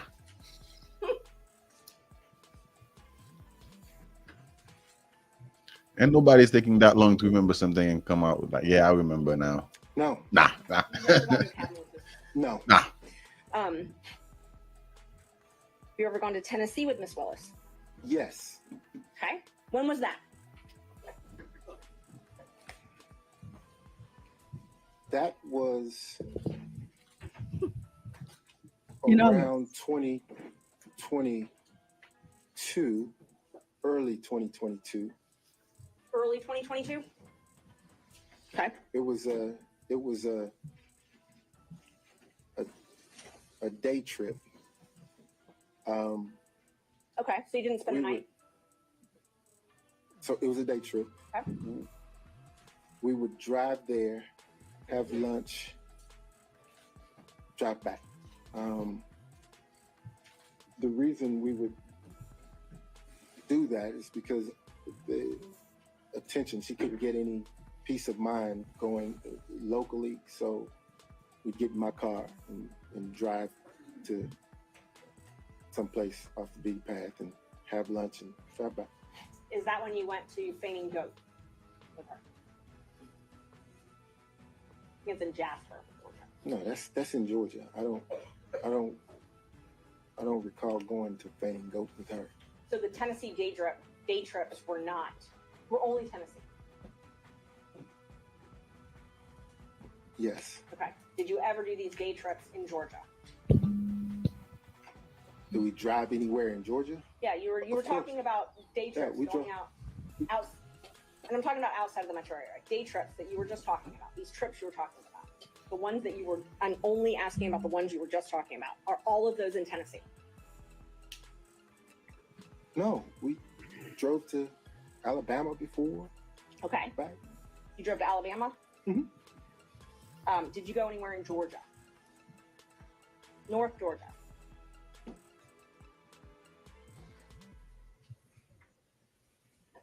Now, I'm going to object. If he wants to direct his attention in some way to a time frame or a location, then It'd just be exploring around indefinitely. Is it fair to say that you've taken so many trips with her you don't even really remember Mm. how many places you've gone? So many trips. You have trouble remembering going if you went to North Georgia or not. Were you asking me about specific places? And I want to be candid in my responses, so I have to jog my memory because these are places that I have frequented, but not with her. So I want to make certain that if there was ever a time that she accompanied me, that I was candid in that response. Aruba, October 2022. Damn, those people are just traveling. Might be a little faster. When is the did job you- getting done? Did you take a trip with her to Aruba in 2022? Yes, ma'am. So that Aruba trip there was a package deal there. My mother had recently retired, and I decided to take my mother on a cruise. Okay. And the second leg after the cruise concluded, D.A. Willis and I went to Aruba. So that was all one trip, if you will. Okay. So my question was, did you go with D.A. Willis to Aruba in 2022? I did. Thank you. And you paid for that trip using your business credit card, correct? I did. Okay. And you paid for a cruise as well, correct? That's the cruise I was referencing with D.A. Willis, my mother, and myself. Okay, and because there's two cruises, so let's just talk about the first one. Okay. So the first one was that's the one with your mother, Yes. and so you introduced D.A. Willis to your mother. That trip, you all took a cruise together, the three of you. Yes. After the cruise was done, you and D.A. Things are Willis getting official. flew to Aruba together, and your mom flew home. Yes. And you paid for all of this with your credit card. Get on to your meet business mama. I did. card. And are you saying I'm on that a Ms. Willis cruise. gave cash back for that? She did. Now, And but let me make this distinction though, because the number that you're looking at reflects the three people on the cruise ship. There were things that my mother and I did, just the two of us, that D.A. Willis didn't do. And I'm not attributing that. I did not. My math is not good, but I did not include anything with your mother on those. Well, Can I show? you wouldn't be able to see it because it's not separated out. It just shows a charge on the account when actually it would have been something with my mother and I. Judge, may I approach with exhibits 10 and 11? They're both certified business records one's from Vacation Express, one's from H2. I thought 10 was taxes. I'm sorry, 11 and 12.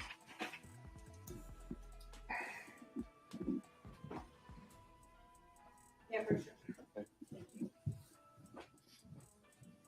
And these are business records, Judge. They have the certification, so I'm going to admit them.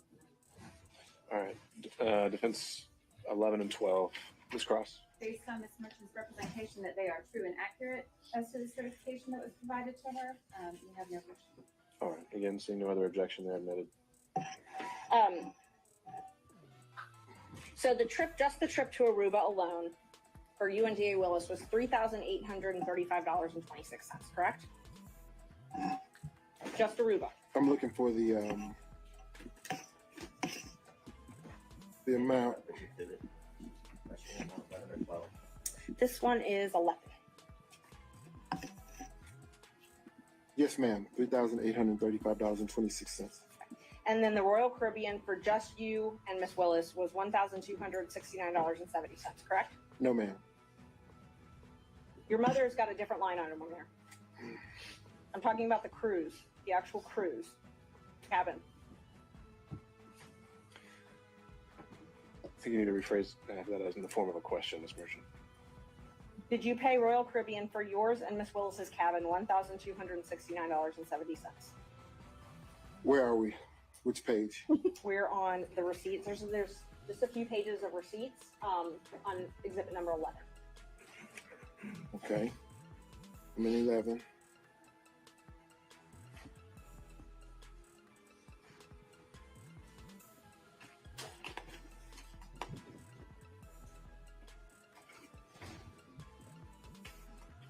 Can you direct me to where you are on in exhibit 11? The receipt for Royal Caribbean.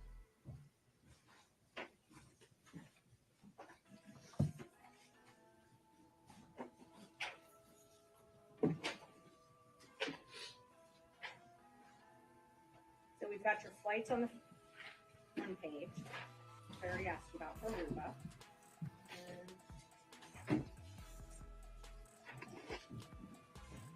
And just for the record, I blacked out their dates. And then Royal Caribbean may be on. Oh, it's small. It's hard to read. It's very hard to read. So let me ask you this right then. Do you recall paying around $1,269.70 for a Royal Caribbean cruise for you and Miss Willis? You don't remember that? That amount seems kind of small. I don't pay for that small stuff. Nah. Let's go. While you were in Aruba, then you bought a cruise, a Norwegian I cruise, like right? this. And that was the New Year's Eve cruise? While I was in Aruba, no, ma'am. The credit card documents that were admitted earlier show the purchase date when you were in Aruba, but you don't remember doing that in Aruba? I didn't purchase a cruise while I was in Aruba. That may be when the cruise company decided to run the invoice, but I didn't purchase a cruise in Aruba, no, ma'am. Around the time you went to Aruba, you purchased a cruise for Norwegian for you and Miss Willis to take for New Year's, correct? Before I went to Aruba, yes, ma'am. And that was roughly $3,387. The cruise to Aruba. I mean, the cruise to, I'm sorry, the Norwegian cruise. The Norwegian cruise. So that cruise was with my sisters. Okay. And Damn. the number I only that got to you meet the mom and the are sister. seeing would reflect She was official. my buying dinner for my sisters and their husbands. I'm just talking about the cruise, the amount that was paid for the cruise ahead of time when you booked the cruise. I'm just talking about that. Okay. That was a little over $3,000. Yes, ma'am. Okay. So, and I understand you're saying you paid for other things, but I'm just talking about the cruise amount. Okay. And you paid for a Jeep and you paid for dinner while you were there in Bahamas. For what? A Jeep? Yes, ma'am. That's the one that Miss Willis paid Yeah, for like a flight, location. correct? That's one of the flights she paid for. Yes, ma'am. Actually, a documented paid for, not cash. I'm talking about a non-cash transaction. That's what she paid for. You mean the one that I provided the receipt for? Yes. Yes, ma'am. That's that. And so she booked that on her credit card and wasn't worried about, I know you said earlier that you were booking everything because she was worried about people knowing where she was traveling. She didn't have any fears booking that one though, correct? I'm going to object to the phrasing of that question. Speculate as to what was the motivation of the district attorney. She wants to ask if that was the transaction. We can respond if that was the transaction. Ms. Merchant, I think you can rephrase the question, but I'll sustain it on the current phrasing. So she purchased that under her own name, correct? She did. Okay. Let's see. So I know we talked a little bit about the seminar where you all met.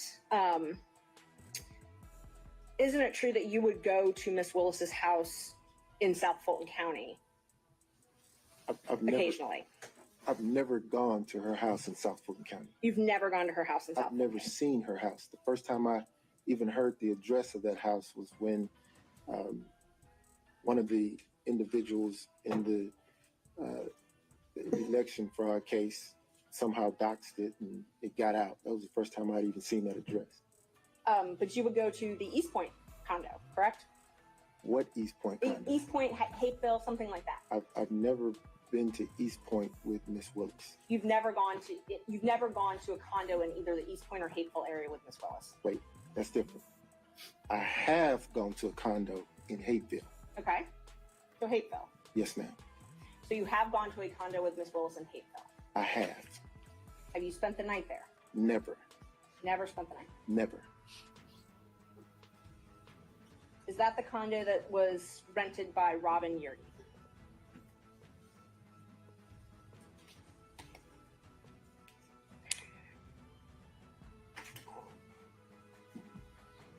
I believe it was. And other members of the DA staff were there as well, correct?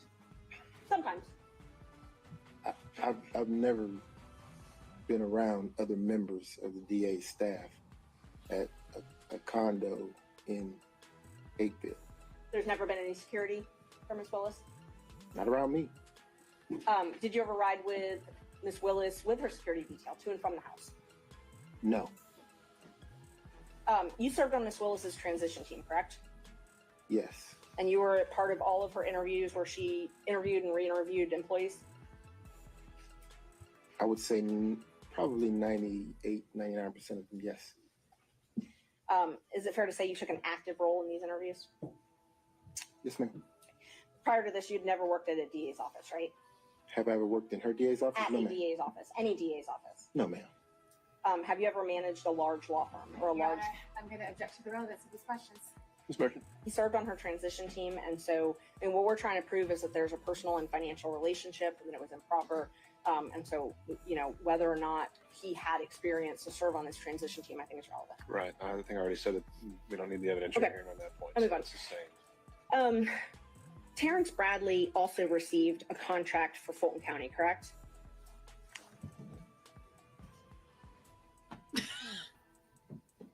Correct? You're asking me about Terrence? I asked if Terrence Bradley also received a contract for Fulton County. I believe that he did. You were partners with him at that time, correct? I was. So under what you testified to earlier, you would get a third of that contract as well, correct? And Chris Campbell also had a contract with Fulton County. I believe he did. And so under what you've testified to, you would also get a third of that, correct? I would. They both had contracts for what are called first appearance, which is where they would appear on behalf of the district attorney to do first appearance hearings, correct?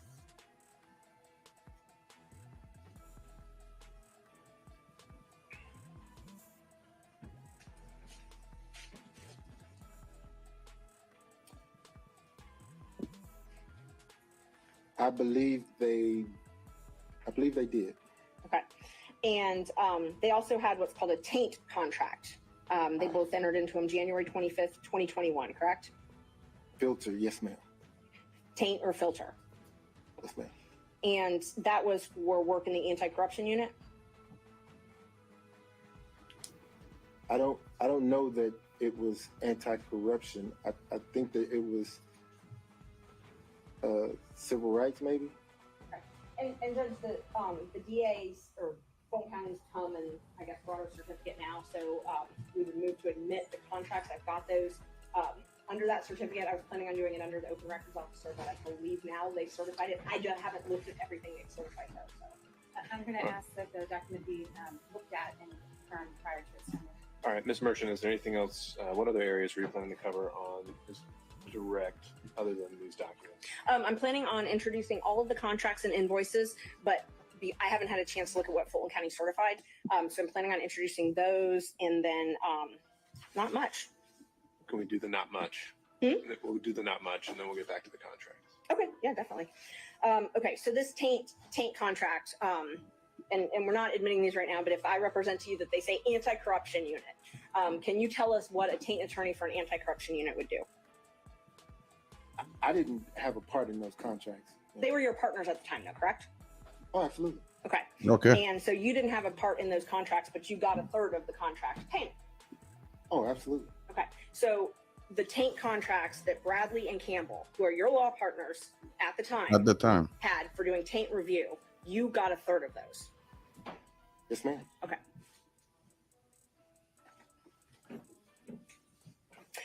You signed a confidentiality agreement with the DA's office as well, correct? I did. And I think I'm up to Judge 13. Marking that as number 13. May I approach, Judge? Yeah. Showing you a copy of what I marked as number 13. If you could take a look at that and tell me if that is the confidentiality agreement that you signed with the district attorney. It is. And this basically says you can't talk about anything that happens inside the DA's office, right?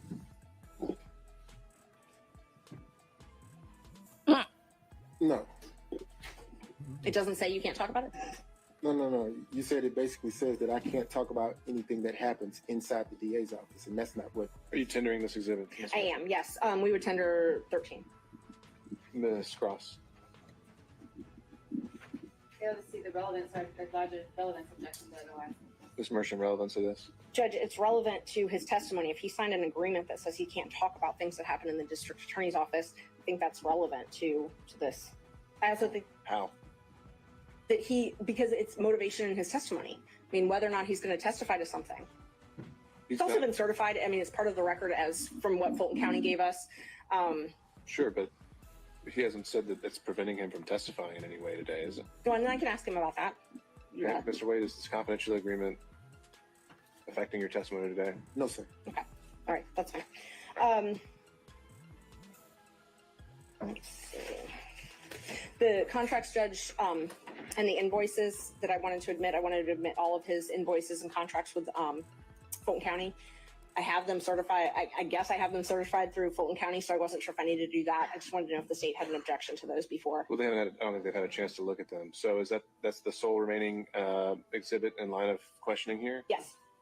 And in terms of the follow-up questions, would it just be for him to say what's reflected in these documents themselves? If they have an objection to the certificates that Fulton County has given, I would admit them through him because he could recognize them. But assuming they're admitted, would there actually be anything substantive he would add other than the documents themselves? No. All right. Okay. So subject to that qualification, do you have any other questions of this witness? May I just have a moment? Sure. Thank you. Is it possible actually we take a quick break? We're getting there. Okay. Thank you. And we certainly have the opportunity over lunch to take a look at these documents and work out whatever we could. Did you discuss your relationship with Miss Willis in social settings? Help me understand your question. Did you discuss your relationship with Miss Willis in social settings? No, I heard the question. I just need to understand what you're asking me. What relationship when your personal relationship with Miss Willis? Unqualified, I'm sorry. Did you discuss your personal relationship, your private, personal, romantic relationship with Miss Willis in social settings? No, ma'am. You've never discussed it in social settings? No, ma'am. Did you ever discuss it in front of Robin Yurdy in a non-social setting? No, ma'am. Miss Willis is a very, as am I, we're private people. Not, our relationship wasn't a secret. It was just private. So, not at all. I wouldn't have discussed my relationship with Miss Yurdy or anyone else publicly. Okay. I actually did have some questions just about the invoices. You want to just... These are the documents that you're referring to? Yeah, they are. It's all of his invoices. And what kind of questions would these be other than the invoices say what they say? It just that yes, that they say what they say. All right. Just talk about them. That's fine. No. All right. Thank you. All right. At this point, we'll take a break. I'll ask the parties to take a look at. What had you marked that as a defense? This clip about to be over, so I need to get to the next slide. So before he leaves me, I just want to make sure that the state doesn't have any objection. So those are marked as. What do you make of this so far? Exhibit 14. It's interesting. I think she's building her case for when she's gonna go talk to the other lady, to Miss Willis, but we'll see. I don't know. I think a lot of those questions were so that when she questions the next person, it'll already be on record and corroborated from the guy. We'll see now. Let me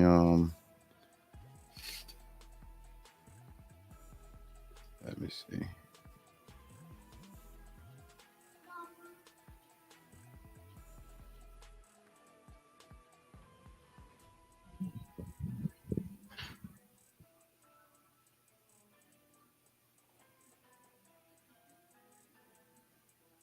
Yes.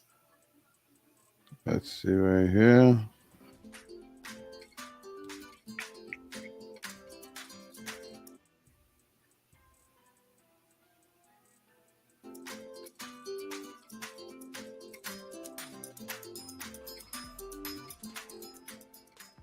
Hey, I'm Katie with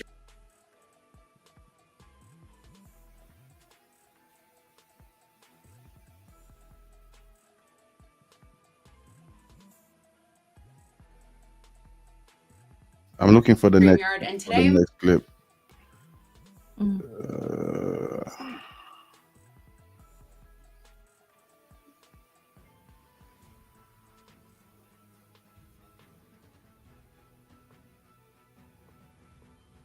It's getting late, by the way. I know. I know. I think I lost it too. Oh, I didn't choose the right video.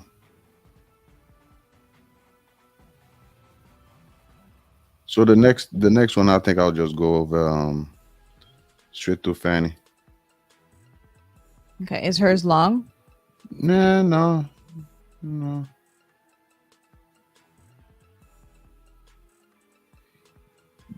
There's a few interesting things that happened before she got on the stand. The best clip to show it, I think I lost it. I think I lost it. Nah, it's right here. Hold on.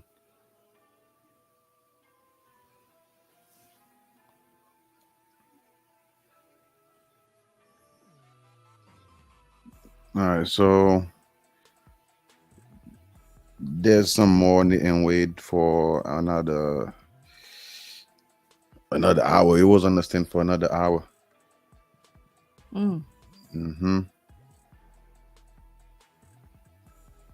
But let's get to the that's the slide right here. Okay.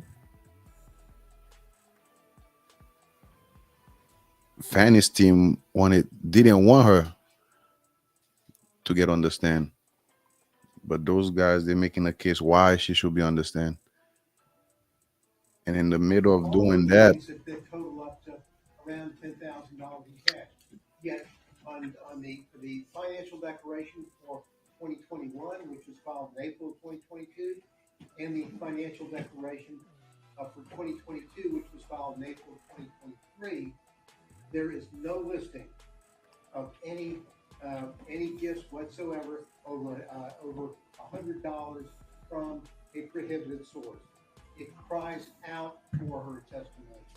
She needs to be able to get up there and say, why didn't you tell on the disclosure form, so that people will know the nature of the relationship between prohibitive sources and the public official, in this case, the district attorney, who happens to then make a decision to hire someone that ends up being paid hundreds of thousands of dollars, or his firm and him, and none of that is revealed. And the answer is, oh, it's unrebutted. He's explained it's all in cash.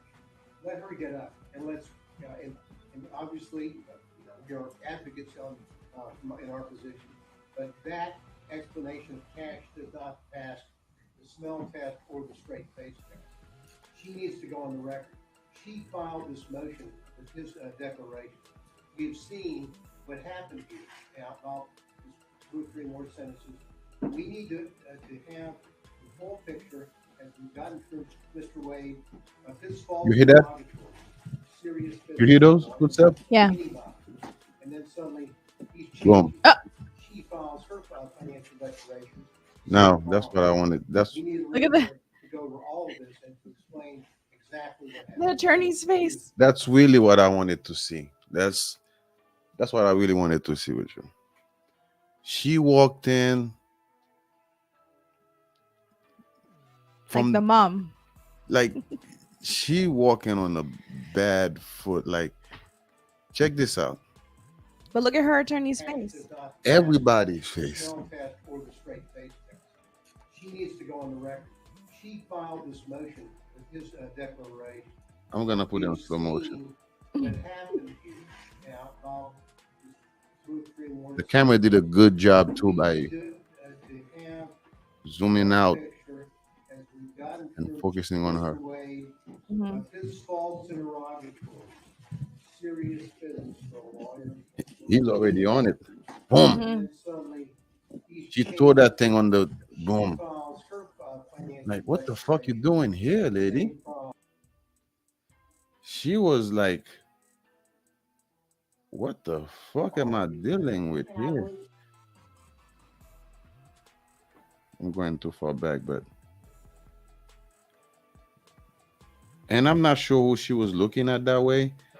this business for a lawyer, for anybody. And then suddenly Homie, you wanted to back down. Like, what's going on here? Yeah. I'm not sure what to do. But it's that woman's face. I like that woman's face. This one? Like, yeah, that one. Like, now, tongue on the side of the mouth. She about to toss this little paper on the desk. Yeah. Like, come on, man. Bah. And she's looking at all this like, whoa, not here. Yeah. Not this. Not this. Look at this. That guy's face. Yeah, exactly. Like, what the fuck? This guy on in the back, like, oh, she's already here. Mm-hmm. Because they haven't called a witness yet. Right. What that She let her emotions get the best of her. Well, what that tell me, she was listening to the right the whole time, and she's not supposed to do that. You're not supposed to. When you're on trial, you're not supposed to. It's like those talk shows, yeah, you wait in the back, yeah, like that, listening. Yeah, you're not supposed to engage in what's going on. Yeah, she wasn't called, and she just came nah, on like a and then you mama. And they're gonna remember, this is not a jury trial. There's no jury. The judge will make the decision. So all that's happening, the judge taking note. Right. And damn, that don't forget priceless. to speed it back up to regular speed. Priceless.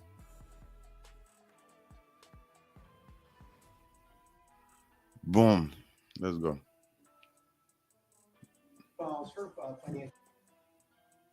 I think she's hiring this lady, but she knows she's in the room. She's not paying her no mind.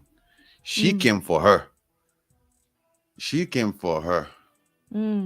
Yeah, and she's not paying her no mind, and she's like with the stare.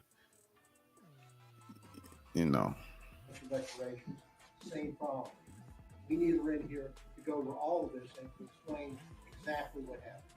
Do ask the court that the court allow Ms. Willis to be called and interrogated on these matters. And I would too, Your Honor. Just a moment, Ms. Willis. That's a moment, Ms. Willis. Like, so, Ms. Cross, I don't know if you want to speak with Ms. Willis now. It's sounding like maybe they're withdrawing the objection to the motion. I believe the motion to. Or does Ms. Willis want to take the lead here? We'll withdraw the motion to quash Ms. Willis based on the. Okay, so the position of the district attorney at this point is that she's no longer contesting the subpoena. Ms. Mershon has called her as the next witness. Nobody call her. Nobody called her. I would ask, I need 3 documents in front of me, and they're the 3 filings of Ms. Merchant. Nobody called you.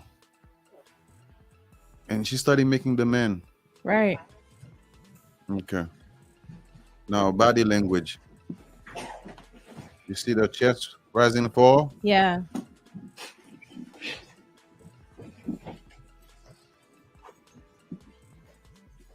That was a Anyone have bad the 3 entrance. filings of Ms. Merchant? Does the court have the 3 filings of Ms. Merchant?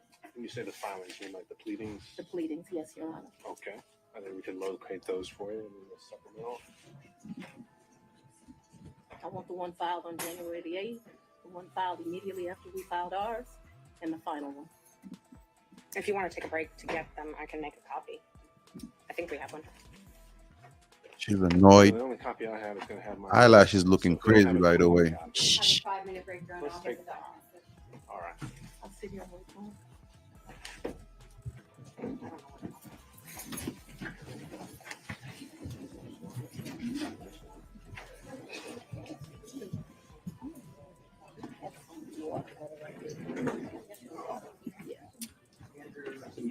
Did we elect someone who's actually making the copy?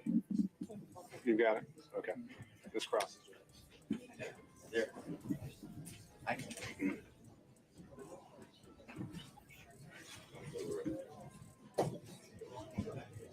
All right, I'm gonna skip Yeah. until they're back.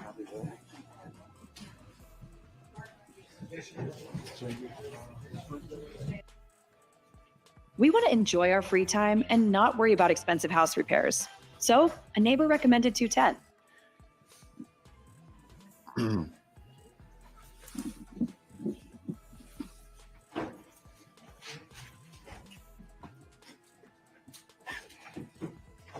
Do you swear me, Your Honor? Do you, whomever would like to. That deputy's got it. Let's go. Wait a minute. Let everyone I get was home with situated. the lady that day, man, but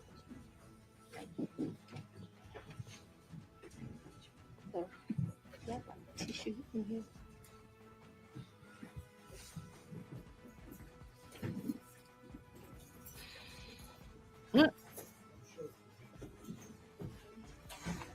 that tongue on the side of the mouth, You're back on the record. I don't know, You can swear in man. our This next thing witness. is I would, and I do apologize. Hannah. Give me that. Put 'em on the lease when you relax. You can swear, you can go ahead and swear, because I don't know what to do. She's running the show. yeah, because she's the DA. Those people who usually work for her. District Attorney Fani, Fani. Last name is Willis. Ms. Willis, how did you know to come into the courtroom right then? There were people I was pacing in my office. Okay. And I heard someone yell, "His testimony is done." It only made sense to me that I would be your next witness. And I've been very anxious to have this conversation with you today. So I ran to the courtroom. So as soon as you heard that Mr. Wade was done testifying, that's when you just assumed you would be the next witness? It only makes sense. Did you listen to any of the testimony? I've been in my office pacing, ma'am. Did you listen to any of the arguments? I did hear the arguments this morning. It's ridiculous to me that you lied on Monday, and yet here we still are. And I did listen to that argument. All right, so that was it, just the argument, no testimony. Right, I listened to the argument this morning where Adam Abadi, I thought, did an excellent job pointing out how dishonest you were with the court on Monday. And I'm actually surprised that the hearing continued. But since it did, here I am. Great. So let's just talk about what you did in preparation for today. Did you meet with Mr. Wade at all? Once the motion was filed, did you meet with Mr. Wade and talk to him about the motion that I filed to disqualify you? On this first January motion? Yes. I don't know if you could say talked about. I probably had some choice words about some of the things that you said that were dishonest within this motion. So I don't know that it was a conversation. As you know, Mr. Wade is a Southern gentleman. Me, not so much. Okay, but my question was, did you have a conversation with I him? didn't have a substantive conversation. You did not? I read this motion. skimmed it more so, and I've probably said some choice things to him about some of the lies they were told. Okay. And then printed in the media because, you know, we used to be in a day and time where you had 60 Minutes and people did stories and they verified information, and you had this great reporting. But it seems today that a lawyer writes a lie and then it's printed for all of the world to see. Well, I just want to make sure that you answer the question I asked, though. So my question was, I'm gonna object. I've been asking every- Overruled, Mr. Abadi. I told you what happened. I read the motion. I am sure I told him what my opinion of it is. Okay? And past that, we had no substantive conversation. You did not. Okay. Is there something you didn't understand? No, I just wanted to make sure that Okay. you did not have a meeting with him in the conference room to discuss the motion. Next question, No. Ms. Merchant. So in the conference room of my office within this week, you produced some financial document. That financial document was given to me, something, and I'm not even sure who's given it to him by me or Mr. Abadi gave it to me. And I think he showed me a document in our conference room. But as far as a substantive conversation, I don't believe I've had any conversation with him that is substantive related to this. Okay. I have had conversations with him since you filed the motion, but they wouldn't be substantive to this. He sent me very nice sermons that have been done. And so we've had conversations about, did you listen to that sermon? You know, things of that nature. And I would say they were in relationship to this because I think he did it to be kind. Let's start back in 2019. Yep. So you and Mr. Wade met in October 2019 at a conference? That is correct. And I think in one of your motions you tried to implicate I slept with him at that conference, which I find to be extremely offensive. I stayed at that conference. Oh my Mr. Wade was my teacher. I did not meet him when he taught the class. I was standing outside talking to Lisa Reeves, who is a judge. Me and her were just having a conversation. Mr. Wade walks up. I think they hug each other. They have some brief conversation. She introduces us. Your Honor, I'm going to object. You kind of said you asked the question, speech, so I object to the speech. I agree. We weren't able to explain my answers. I believe you did with the partner. And That's Ms. Merchant. That's okay. I can handle it. Ms. Willis, I'll ask you to just listen to the answer, or excuse me, the question, and keep the answers confined to the question as best you can. I think you'll have more than enough ample opportunity on when the state is Well, able it's to highly follow up. offensive when someone lies on you, and it's highly offensive when they try With to the judge, let's they clap for her. subject somebody to hurt We're gonna clap for her. The opportunity to You explain all cannot hear that the clap, is right? the state's turn to ask more. Yeah, I heard the clap, but I Ms. can't Merchant. hear what they're talking Thank you, about. Judge. So again, my question was, you all met at that conference, though, right? We did the meeting. Okay. He, as I stated, he taught the class. I did not actually meet him when he taught the class. I walked out of the class, and I'm not sure if it was that exact class or we had went to lunch, but we were standing in the vestibule, like outside of the class. Me and Judge Reeves were having a conversation. She had worked at a law firm I worked at back in 1996. We're getting way afar. I mean, I don't mind her explaining her answers, but I literally just asked if they met at that She's conference. explaining how she met Mr. Wade, which was exactly the question asked by Ms. Merchant. It was These answers are more than appropriate. Ms. Merchant, if you want more concise answers, perhaps you could lead the witness. I will. Thank you, Judge. Isn't it true that you met Mr. Wade October? Does she have something in her mouth? Judge's We conference. haven't gotten to the point where Ms. Willis should be treated. I don't know.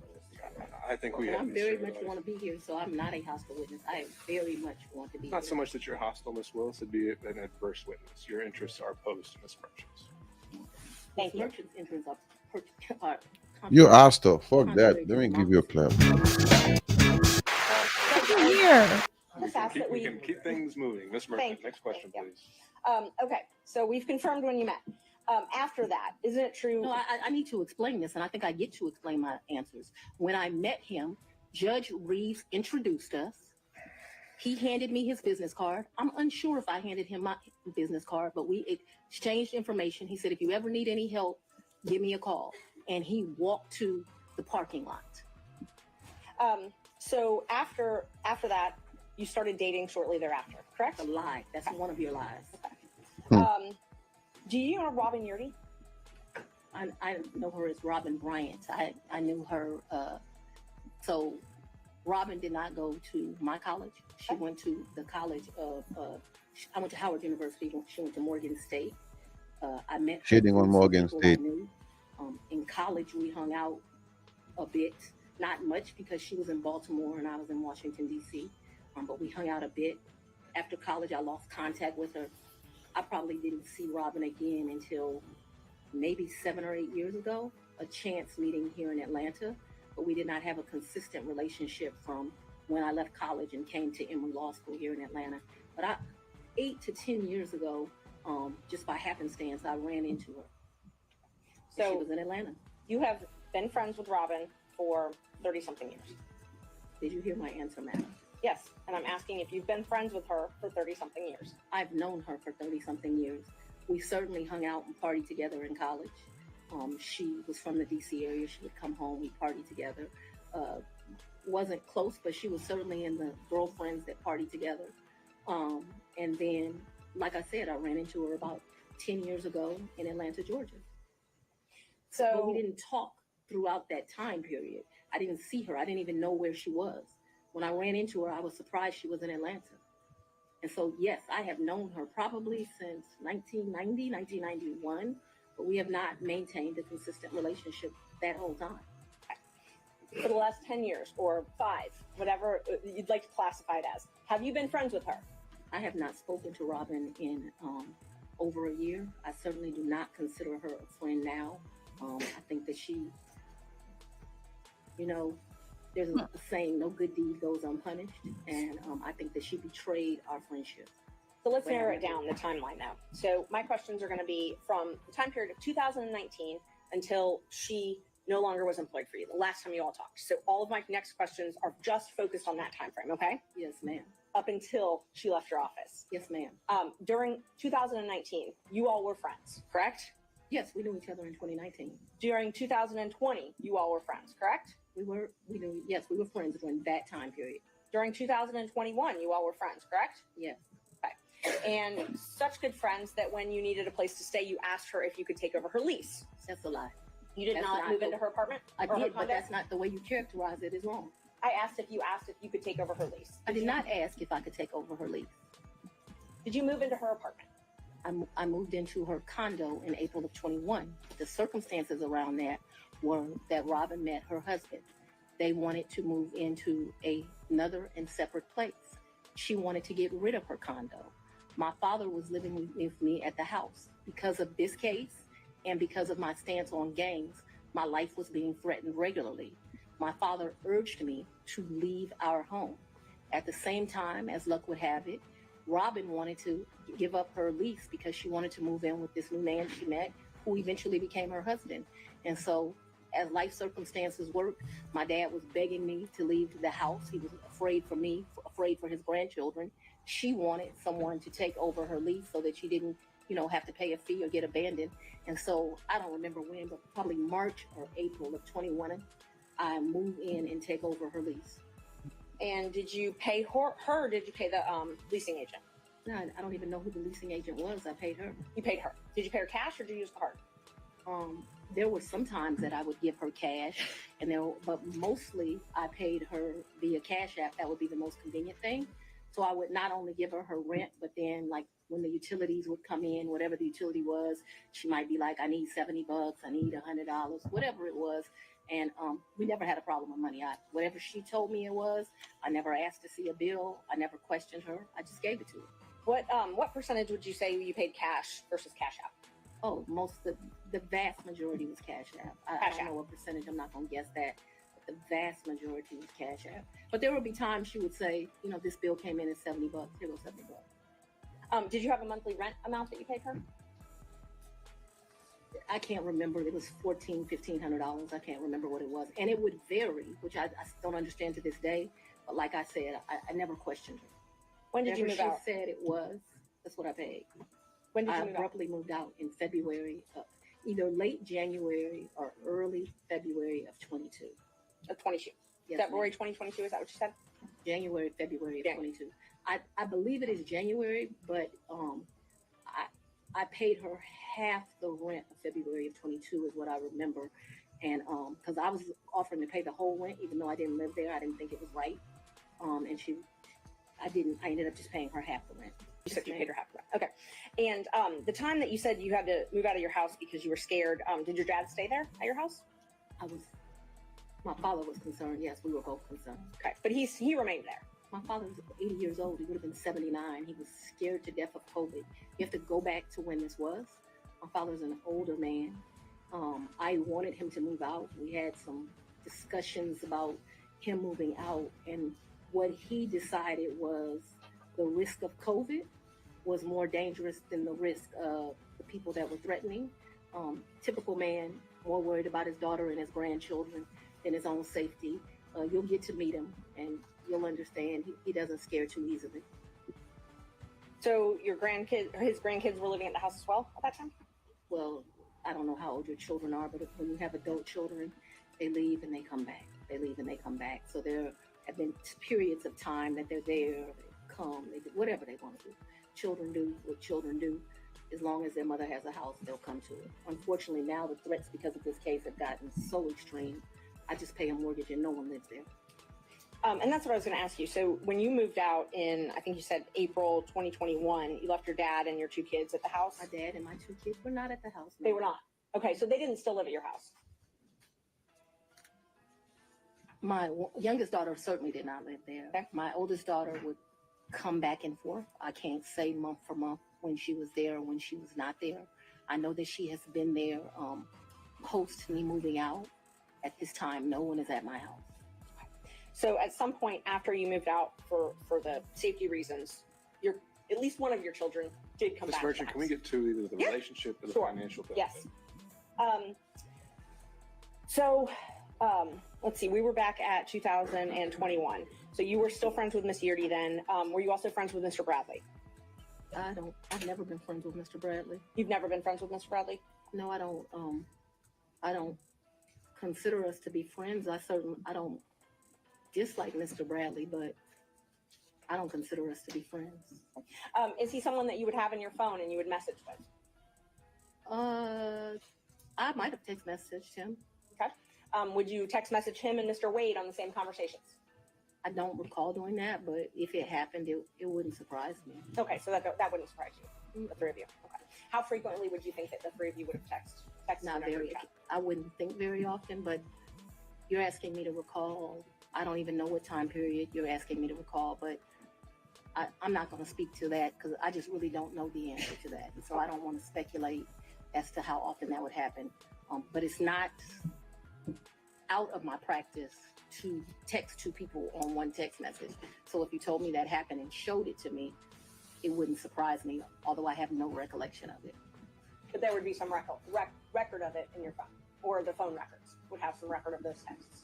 Perhaps. We talk about, you said that sometimes you paid Miss Yeardy cash. When you went on vacation with Mr. Wade, let's just go one by one. Let's start with the first one. What's the first time you went on vacation with Mr. Wade? I think the first time we went on vacation was around April of 22, and it's a vacation is a stretch, but I'm trying to be comprehensive. I recall April of 22. His birthday is March the 18th. So that would have been his 49th birthday. I took him to Tennessee for the day. I think we went to a museum. I think we might have stayed the night. I'm not sure. But I mean, Tennessee's kind of hard to call a vacation, but I just am trying to be inclusive. And like I said, I know it wasn't more than a day. So you're going to spend the night? I think that we did. That's what I'm telling you. I think that there's a possibility that we stayed that night in April of 22. Who paid for the hotel? I think I did. It was his birthday. And would you have used a credit card? Probably, maybe a debit.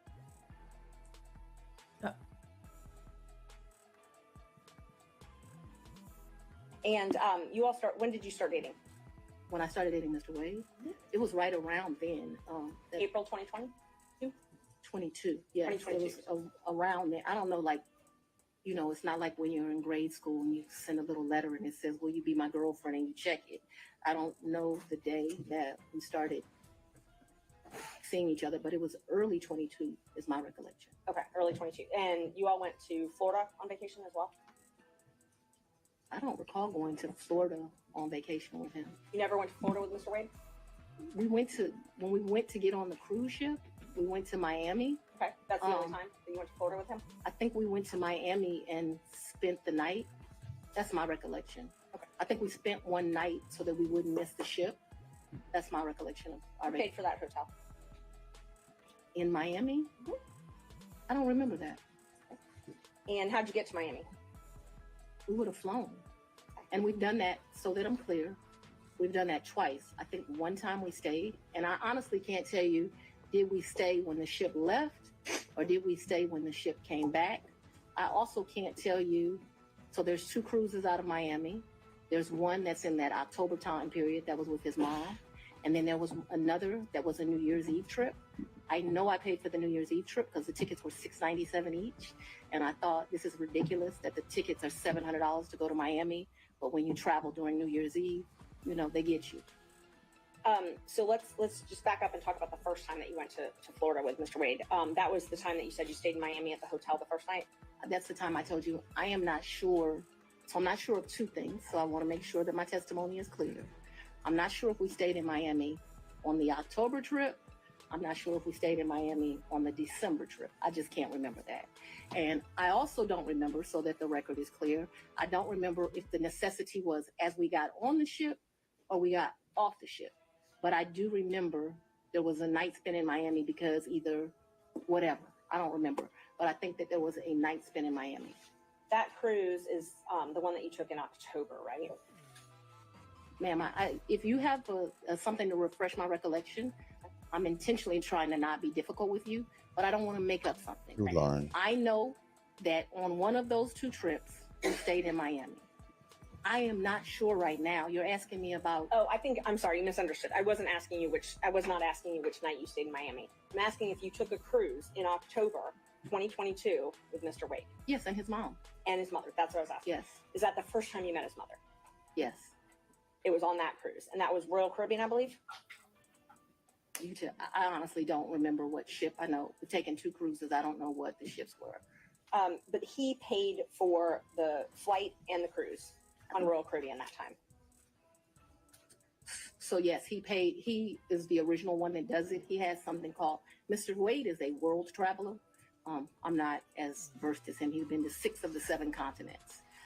And so he has both a personal travel agent and he also has a cruise travel agent.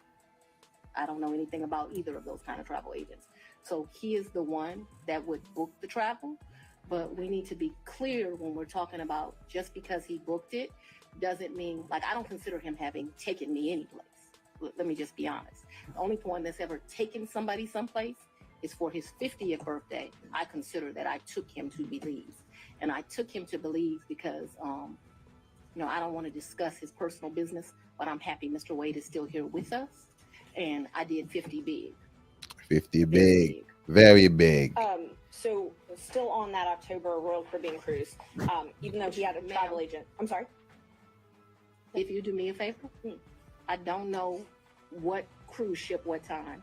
So if you'll help me and say October cruise with Mama or the New Year's Eve trip with his sisters, I'll be able to, we can communicate. I just don't know what ship.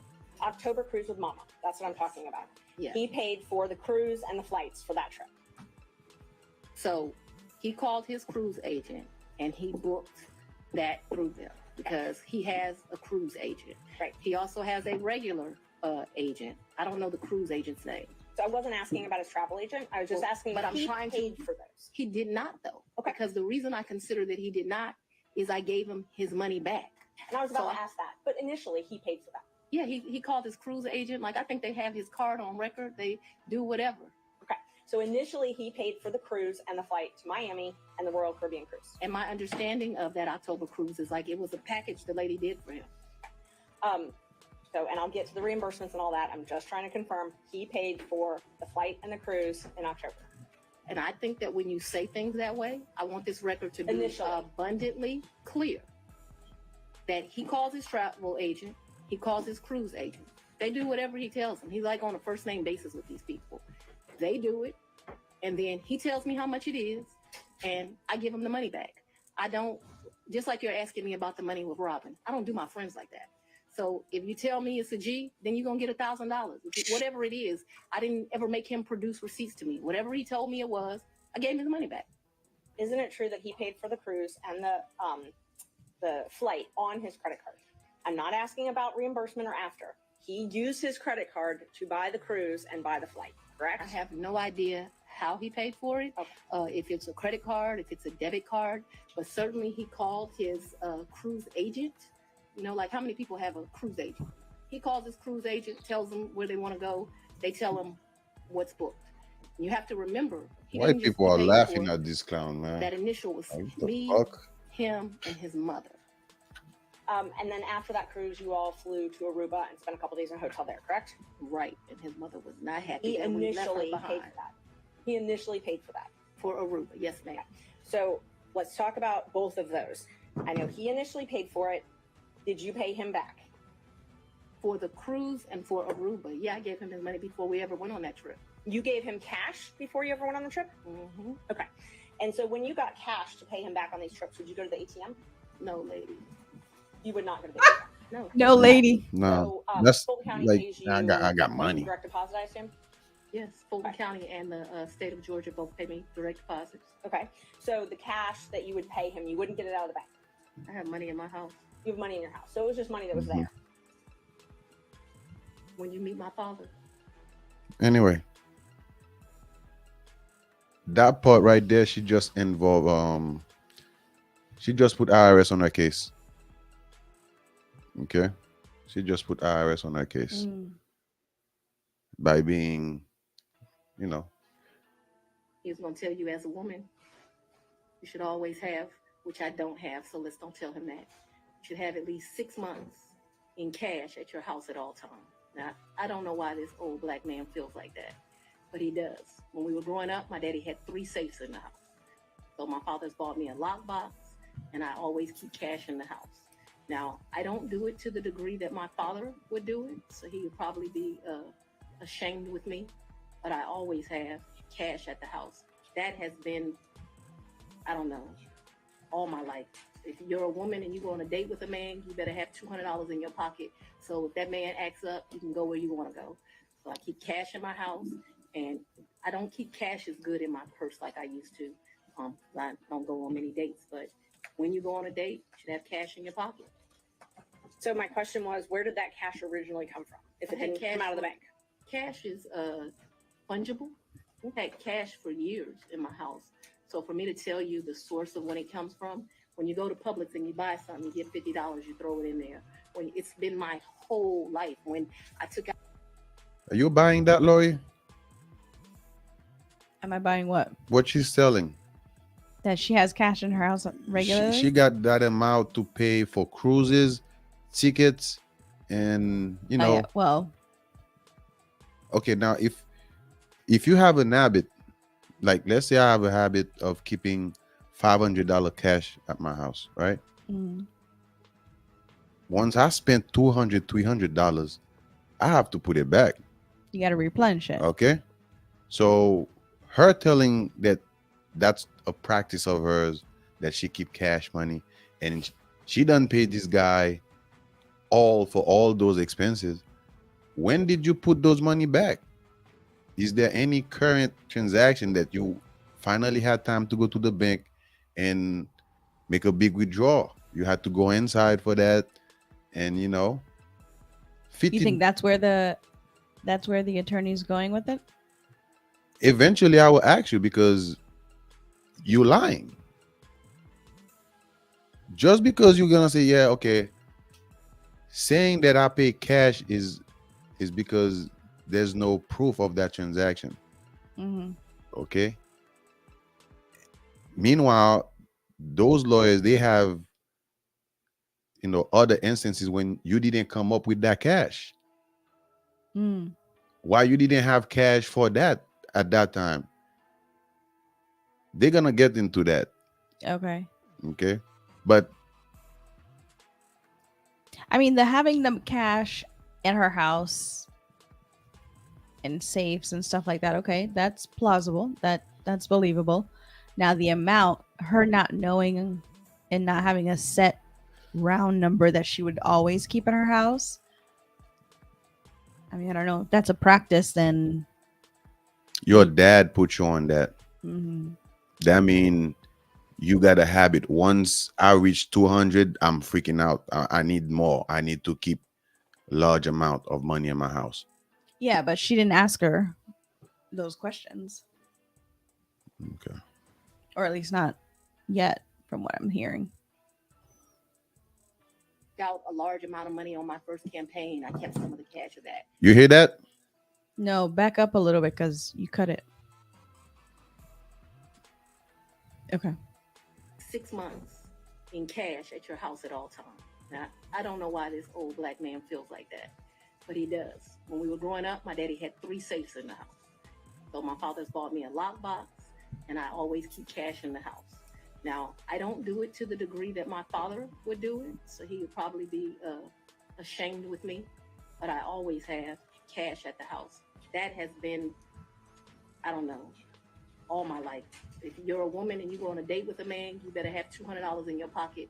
So if that man acts up, you can go where you want to go. So I keep cash in my house, and I don't keep cash as good in my purse like I used to. I don't go on many dates, but when you go on a date, you should have cash in your pocket. So my question was, where did that cash originally come from? If it didn't come out of the bank? Cash is fungible. We've had cash for years in my house. So for me to tell you the source of when it comes from, when you go to Publix and you buy something, you get $50, you throw it in there. When it's been my whole life. When I took out a large amount of money on my first campaign, I kept some of the cash of that. Like, to tell you, I just have cash in my house. I don't have as much today as I would normally have, but I'm building back up now. So you just put money in. It's a very good practice. I would advise 6 months. I want to go. So I keep cash in my house, and I don't keep cash as good in my purse like I used to.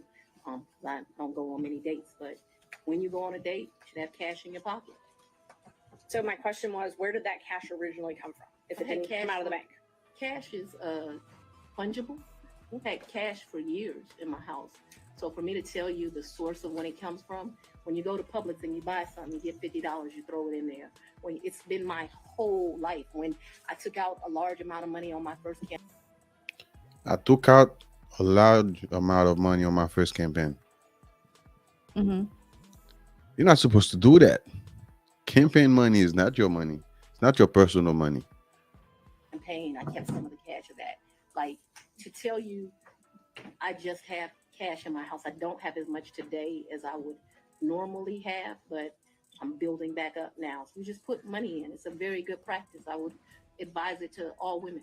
So you can't identify when you came into this cash or where the cash came from? I didn't say I couldn't identify it. No, nobody gives me anything. I am sure that the source of the money is always the work, sweat, and tears of me. What you asked me for is, when did the money go in there? What I am trying to tell you is, so I got divorced in 2005 from my husband. No. It's important. You said, where did the money come from? And I need to tell you where the money came from. And so for many, many years, I have kept money in my house. That money in my worst days has probably only been $500 or $1,000. At my best days, I probably had $15,000 in my house at cash. At all times, there's going to be cash in my house or wherever I'm laying my head. The money that you paid Mr. Wade, the cash, in October of 2022, you do not know where that money came from. I do know where it came from. It came from my sweat and tears. You know which job it came from. Did it come from Fulton County or did it come from a private job? It came from, what are you talking about? So it could have come from a about, private job, because before I was VA, I was in private practice. So I earned money during that time period. It's probably in there. You don't It know could have, what do you mean I don't know where it came from? I I absolutely understand the situation. We can move on. Okay, thanks. You see what the judge just did? You remember, there's no jury. Mm-hmm. He gets the point. You Yeah. don't know where the fucking money come from. Yeah. All right, we can move on. Yes. That cash came from either, right? Ma'am, you are mischaracterizing my testimony greatly. I'm not going to allow you to mischaracterize my testimony. I know that I keep money in my house. That's The it. amounts of money I gave Mr. Wade, it was never that serious. I don't think I've ever handed him more than $2,500 in a reimbursement. So we're not talking about $20,000 in cash. I don't have $20,000 in cash right now. The most I ever gave him, I know I gave him $2,500 when we went to Belize, because we went to one hotel and then we went to a second hotel. That $2,500 I actually gave him while we were still in Belize. I know that the Aruba trip, the one that you described with his mom, I think I gave him about $2,000 for that trip, for like total. His mom went to Aruba with you? The Aruba trip. So I consider that to be one trip. So we got off of a cruise ship and then we went to Aruba, which is why I cannot remember is that the time that we had to stay in Miami to wait for the flight for Aruba. So I consider that one trip, that we didn't like come back to Atlanta and leave. We flew down to Miami. We got on a cruise ship. We spent a couple of days with his mama. We came back to Miami. When we came back to Miami, either that day or the next day, we flew to Aruba. We spent a few days in Aruba and we came back. That was really one trip. Even though we went two places, it was one trip. So let's talk about the California trip. Is that when you were moving your daughter out to California? When you all went, or did you have two trips to California? My daughter doesn't live in California. Did she ever live in California? I'm not discussing to you the location of my child. So how many times did you go with Mr. Wade to California? Once. And you all stayed in Napa Valley and he paid for the plane tickets and the hotel? He paid for the plane tickets and the hotel. And what did you pay for on that trip?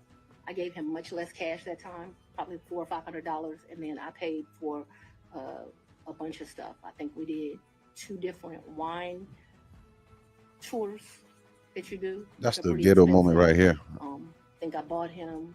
He likes wine. I don't really like wine, to be honest with you. I like Grey Goose. I bought him a bottle of wine while we were there, and the sippings that you do. I can't remember how many, like 4 or 5 different places you go. I remember we went to this place that they do pairings. That was the most expensive thing that I think that we did while we were there. So they would pair champagne, chocolate, and caviar. It was a 3, and it was like 3 different things: Sweden, Russia, someplace else. I'll make that up. But that was the most expensive thing we did that trip, and I paid for that. You pay cash for us doing that? Mm-hmm. Yeah, that trip did not cost me a lot of money. I might have took like $750 in cash on me because we weren't gone very long. I'd only asked if you paid in cash. I don't even know the amounts. When I travel, I always take cash. And is the cash that you keep in your house, or do you keep it at the condo that you were living in? So at that point, it wouldn't be at my house, and I'm sorry if I was not clear. The money would be wherever I laid my head. So I wouldn't leave the money at the house. So if I was unclear, no. Money's going to be where I stay. How much did you pay for your trip to Panama? To where? Panama, I believe. I didn't go to Panama. I may have the location wrong. I never went to Panama. So Mr. after Wade went to Panama with his frat brother. Oh, he went to Panama with his frat brothers. So tell me about, let's see. So I want to make sure I've got them. I've got Belize. You already covered Belize. You covered the... So let me tell you our real trips. In October, we went we went on the cruise with his mom. We got back from the cruise with his mom and we went to Aruba. I consider that one trip. Second trip, New Year's Eve, we went on a cruise to the Bahamas. That's the second trip.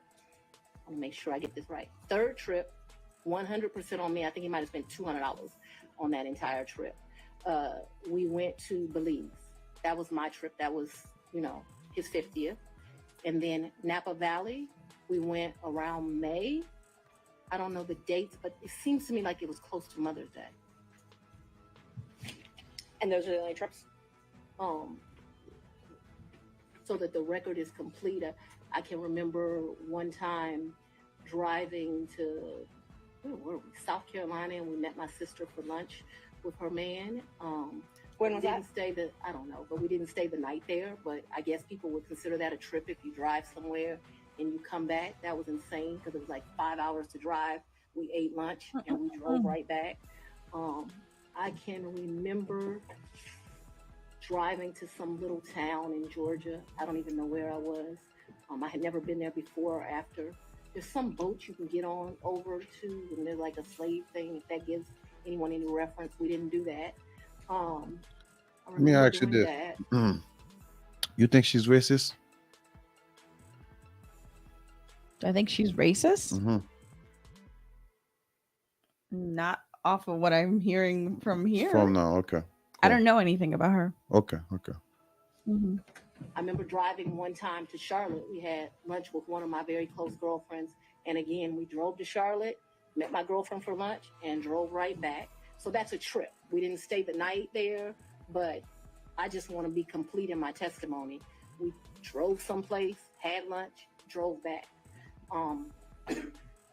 I don't remember another driving someplace distant for lunch and coming back to Charlotte to see a girlfriend, to meet my sister in South Carolina. We went by ourselves when I told you about that remote place in Georgia. We could have driven someplace else and had lunch and came back, but that's all that comes to my recollection right now. There could have been another place we drove and had lunch. My security team was very clear to me. I'm not to be out and about in Atlanta without them. And so for me to do something just very normal that a normal person would get to do, they weren't prosecuting this case, I got to drive 4 hours to do it. And that's what I was going to ask you. Let me ask you this. You're a female. Is the dress backward? Why the zipper is in the front? No, there's some dresses that are like that. All right. Your security detail, did they take 'Cause I you know to and those from your house? zipper be in the back. They take Female always so I need haven't help been with able those. to enjoy my home. Yeah, I know, typically. I'm sorry. And Since March of where you lay your head? Did they take you to and from where you lay your head? 99% of the time. Would they take Mr. Wade to and from wherever you laid your head? That has never in the history of ever happened. Ever, okay? Your security team has never taken him? From my house? That's a lie. I That's asked another, if they've ever taken him in. and I'm telling you that that's never happened. So your security team has never taken My Mr. Wade security team has never taken Mr. Wade from any place where I have lived and brought him here. Never. Not once. Not ever. anywhere. Have they ever taken the two of you together? To where? Anywhere. We've left this building and gone to lunch, but I go to lunch so rarely that is a very rare occasion. I am sure, and let me be clear, it wouldn't just be Mr. Wade. So I'm sure my security team has taken me to lunch. Probably been a time I've left here 7 o'clock. Gone to So get the something answer is to eat. yes. And I don't even know that they would have taken him or if he would have driven himself, but they've taken me to do that. But we're talking very few, very far in between. Most days I don't even eat lunch, and when I do, it's because my assistant has. But he made up some said bag, that he's something, and never been I anywhere with the meetings and eat in security. my office. It's not a practice. That's of the mine to point. go to lunch. They During the time period that listen, Yeah, I understand. nothing gonna come out of it. Then they lied on the oath. They both they going after a guy when they corrupt themselves. They couldn't get their story straight. They lie on one court and trying to justify it to another court. And this is the hearings for. They're getting caught in all those lies. Mm-hmm. And those cases they're asking so they can be disqualified. Mm-hmm. So they can jump the yeah. Okay. So all this story is not making sense. Everything is for their disqualification. Mm-hmm. All right. But as you're looking at it, it's gonna be way more because as a lawyer, the judge gonna take offense. Like if you're an officer of the court, you're not representing me well by lying. Right. Okay. So Yeah.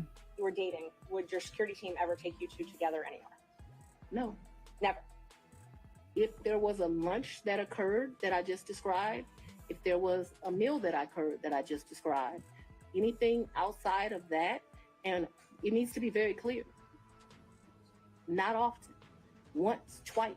Because I want to be over-inclusive, I'm saying once or twice. I'm not certain that it happened, but I'd rather be over-inclusive with you. So your office objected to us getting Delta records for flights that you may have taken with Mr. Wade. And well, no, look, I object to you getting records. You've been intrusive into people's personal lives. You're confused. You think I'm on trial. These people are on trial for trying to steal an election in 2020. I'm not on trial, no matter how hard you try to put me on trial. You see how that she was okay 1 second, and all of a sudden she's is because she's pinched. She's cornered. They got her corner. So now she got to use that deflection. Like, you on trial. That looks like you on trial. You know, you're on the fucking witness stand testifying. So my question was, do you have any problem? I object to getting any personal records of mine. We're not dealing with privilege through a witness. And I'm not, no, I'm not dealing with privilege. What we had offered to put them in camera for the court to review, and I just want to know if she has any That's not problem. something you deal with a witness.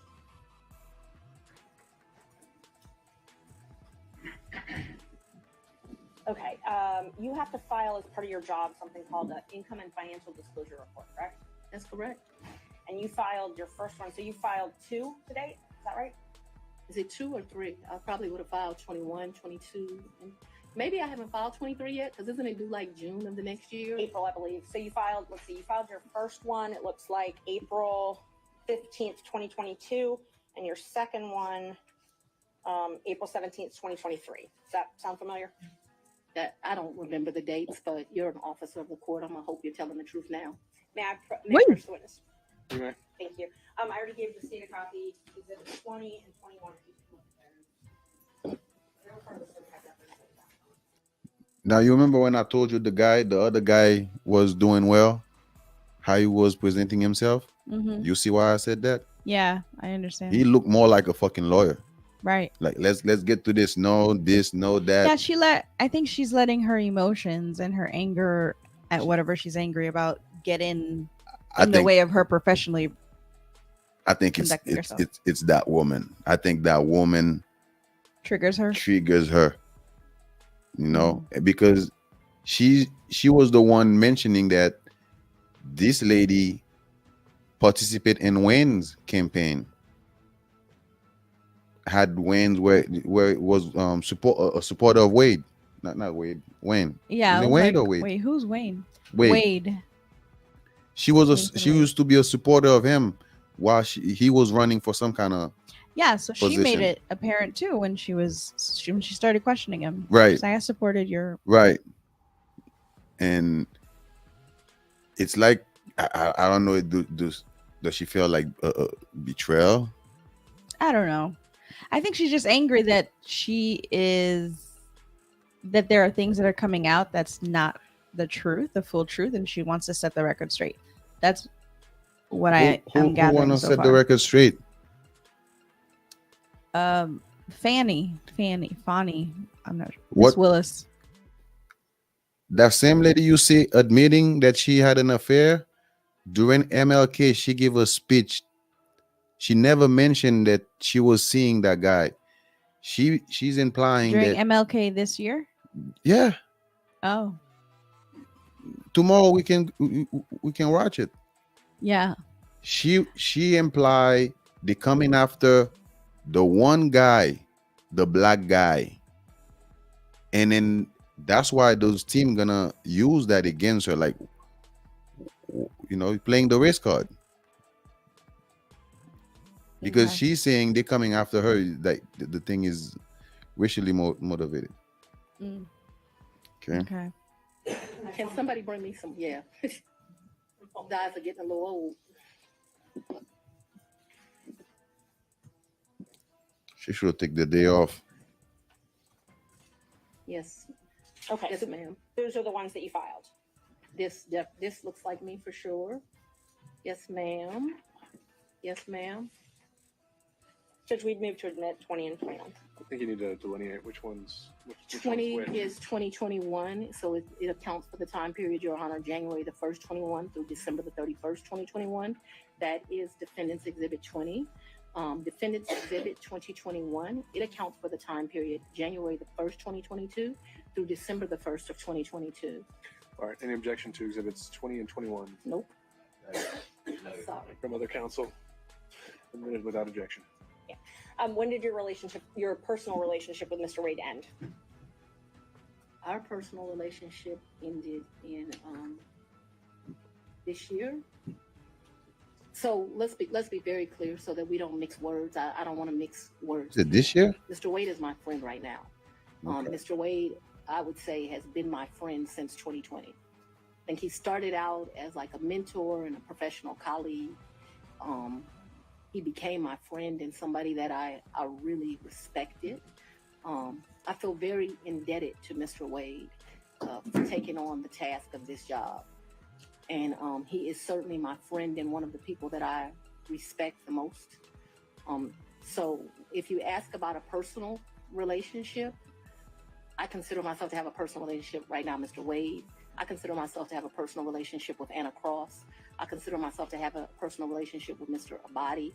I consider myself to have a personal That's not what they're asking. You know what they're with asking. Andrew Evans. Okay, let me just clarify that. I have a personal relationship with him as we speak right now. I don't think that's what you're asking. I think that's what you're asking. When did your romantic relationship with Mr. Wade end? My- Did it end? Me and Mr. Wade, we are good friends. My respect for him has grown over these 7 weeks of What attack. the heck? Answer the question. We are very good friends. I think, but for these attacks, it would have been a friendship that, as life goes, Attack. we would have stopped having. I think that you have cemented that we'll be friends to the day we die. That let's. Could we just have an answer to the question? I can handle Mr. Seda. Let's have it. She asked about a personal relationship. She asked when the romantic relationship. She said romantic. It's sometime in I'd say late summer of 2023. So I don't believe me and Those just what you fucking really asked about eyelashes is look the annoying too. seriousness of all of this, right? No, I'm just when asking you're about your really- romantic relationship. When you stopped dating. I think that me and Mr. Wade. So he's a man. He probably would say June or July. I would say we had a tough conversation in August. So that men in relationships at the end of physical intimacy, women in relationships when that tough conversation takes place. And when did he come to, I guess, the condo? I'm not sure what you called it, condo apartment. Would he come and stay at that condo or visit you there? I'm sorry, visit you there. What condo, what apartment? I want to be clear. So not your house. I know you classified one as house and one as condo. So I'm trying to use those terms. So there's been more. See, what you don't understand is because of this case, I got to move. And so I Ms. need Merchant, if you to, could ask a more precise yes, question. please give me the time period. that we're Mr. talking Wade visits you at the place you laid your head. about. When? Has he ever visited you at the place you laid your head? So let's be clear, because you lied in this. Let me tell you which one you lied in. Right here. I think you lied right here. No. This is the truth, Judge. And This it is a lie. You paused it? Yeah, I paused it. Why? I was getting into it. It We're is gonna- a lie. Well, You see. Mr. Seda, thank you. We're going to take 5 minutes. Be back in 5.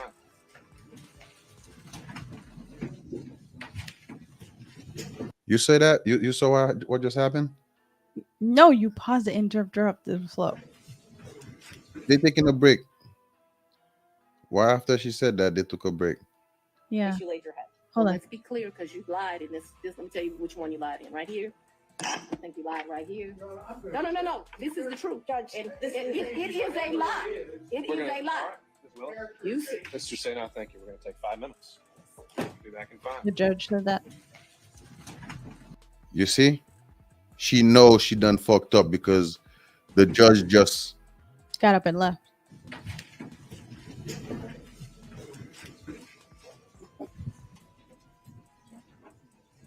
May I go to the bathroom?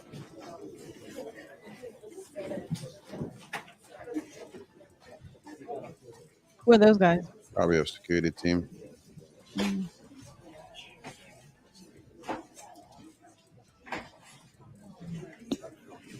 Look at those white people face Yeah. right now. Hold on. This is good stuff, man. What a day to be at work.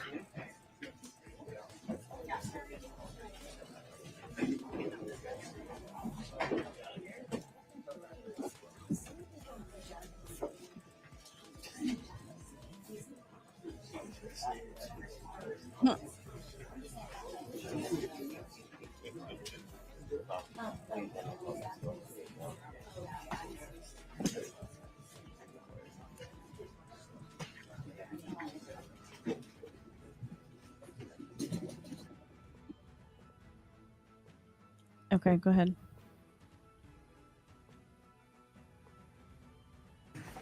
Wait, back up. I want to see who walks in first.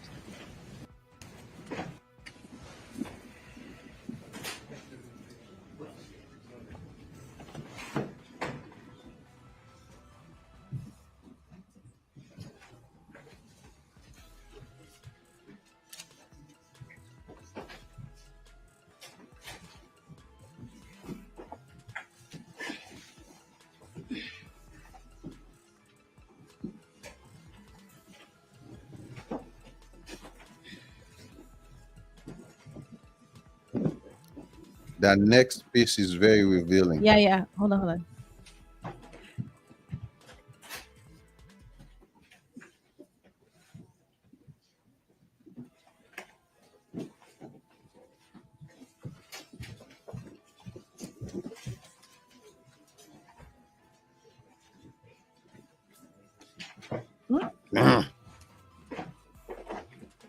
Yeah, he's mad. Listen, I watched it live. At first, I thought, man, this guy is protecting her. And then when I went back, I'm like, that's what very strict look like. Mm-hmm. Especially, I'm not gonna have you call me racist on record neither. I gotta be careful with you. So it may look like he's protecting her or anything, but Protecting who? What do you mean? protecting her from those lawyers' questions. If you notice, sometimes they ask a question like, can you move on? Yeah. At first, I thought he was protecting them. He was protecting Fanny or protecting Wade. But in reality, it's like, no. No, he gets it. I get it. You can move on. Yeah.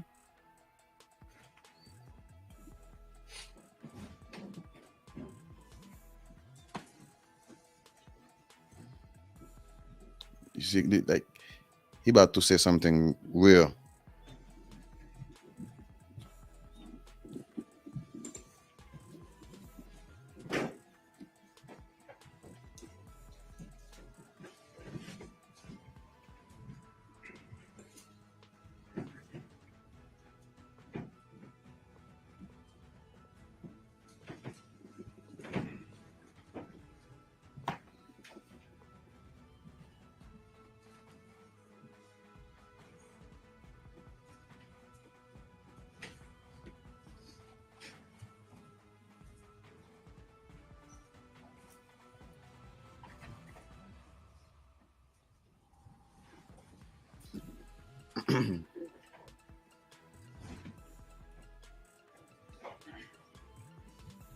She's so annoyed. Mm-hmm. What the fuck I'm doing here? I'm usually the one pressuring people. Now I'm getting pressure. She's uncomfortable. They're wasting my time. Like, what the fuck is going on? The judge is actually the one holding everything back now. Ready, Judge?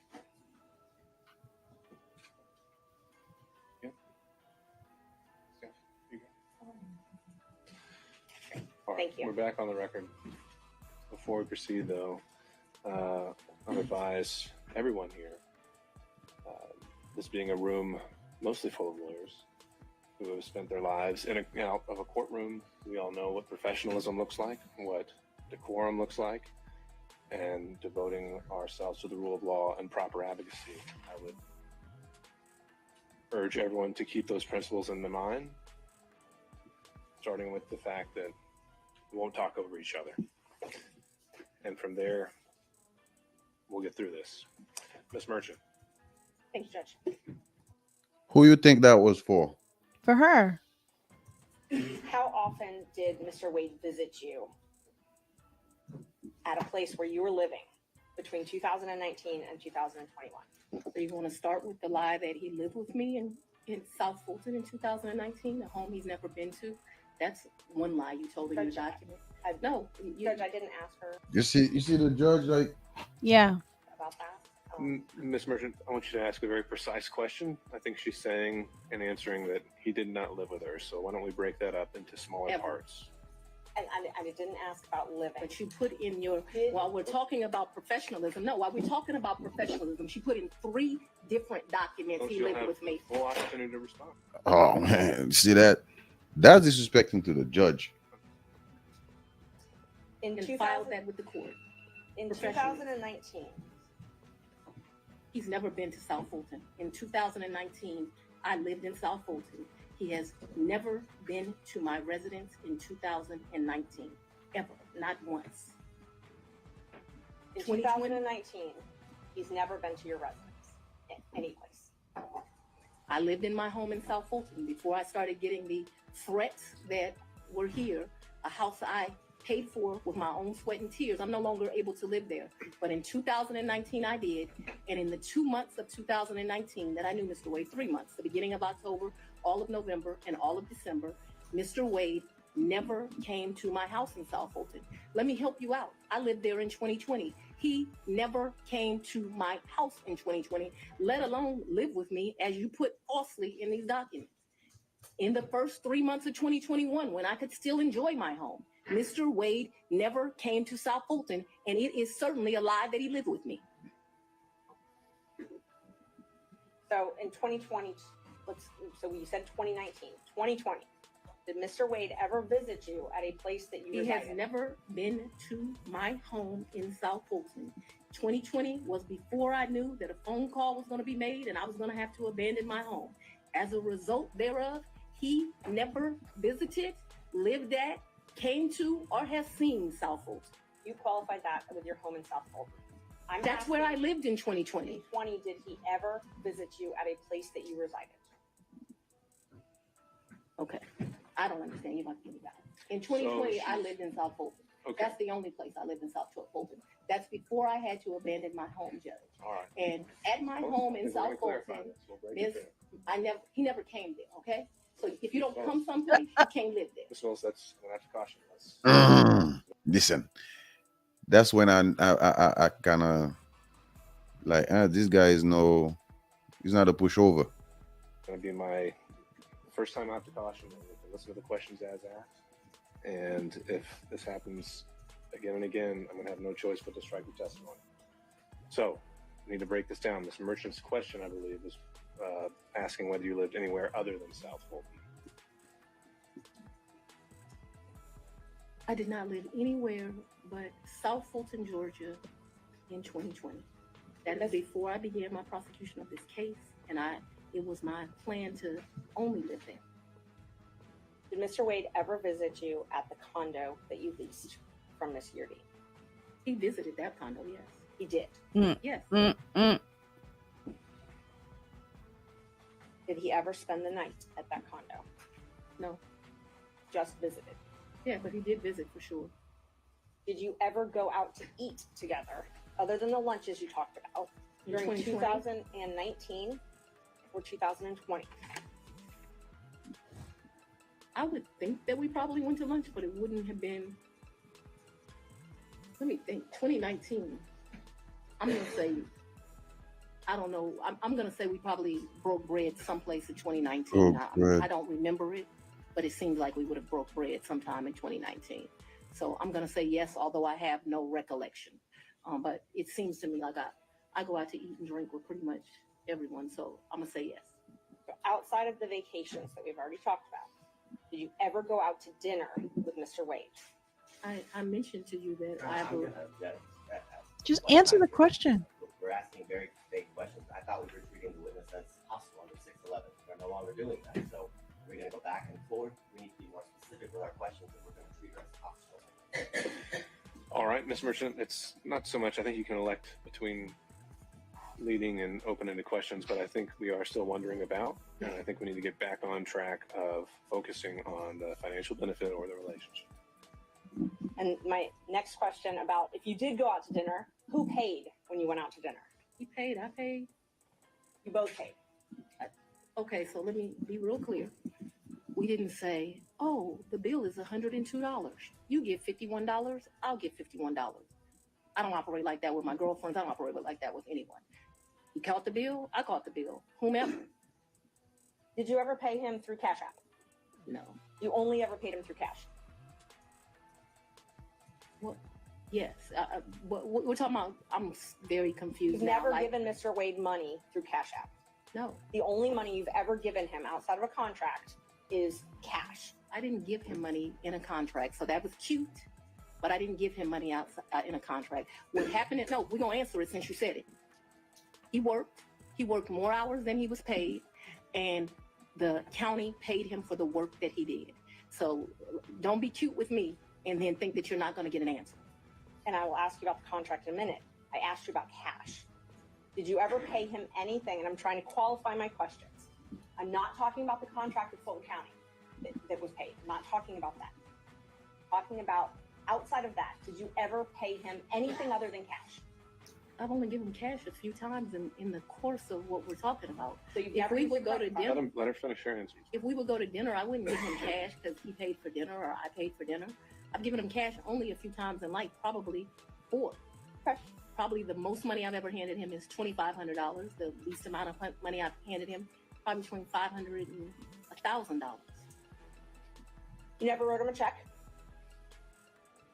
Ma'am, I don't have checks. Okay. So you have no Fucking DA. Are you buying that? Does that make sense to you? I'm surprised. Now, I can understand somebody, a fucking stripper, that's making those kind of money. People that are in the street, you know, those are the people that keep cash money. You know, first of all, large amount of it. I mean, the fact that she doesn't have. Well, anyway. But we're talking about back from 2019, 2020. Yeah, it's possible, I guess. But the amount of money that these people have, I would imagine that they would have some sort of. They have businesses, they have business bank account and checks. Like, you know what I'm saying? Like, It just the don't average add up. Joe who has money that's not wealthy like DA money or any big baller money. Yeah, okay, I can understand you don't have checks, you don't write checks, you don't pay things in checks, everything is online banking, everything is Cash App or those other direct transfer money like Zelle and you know those type of things, PayPal, whatever, you have those kind of things. But I think these people who in my mind anyway, I don't really know anybody who's that wealthy personally, but I know people who have bank accounts who are business owners, right? Like, I'm sure they have some sort of check system to withdraw large amounts of money out of their accounts. I don't really know how that works, but maybe I'm wrong.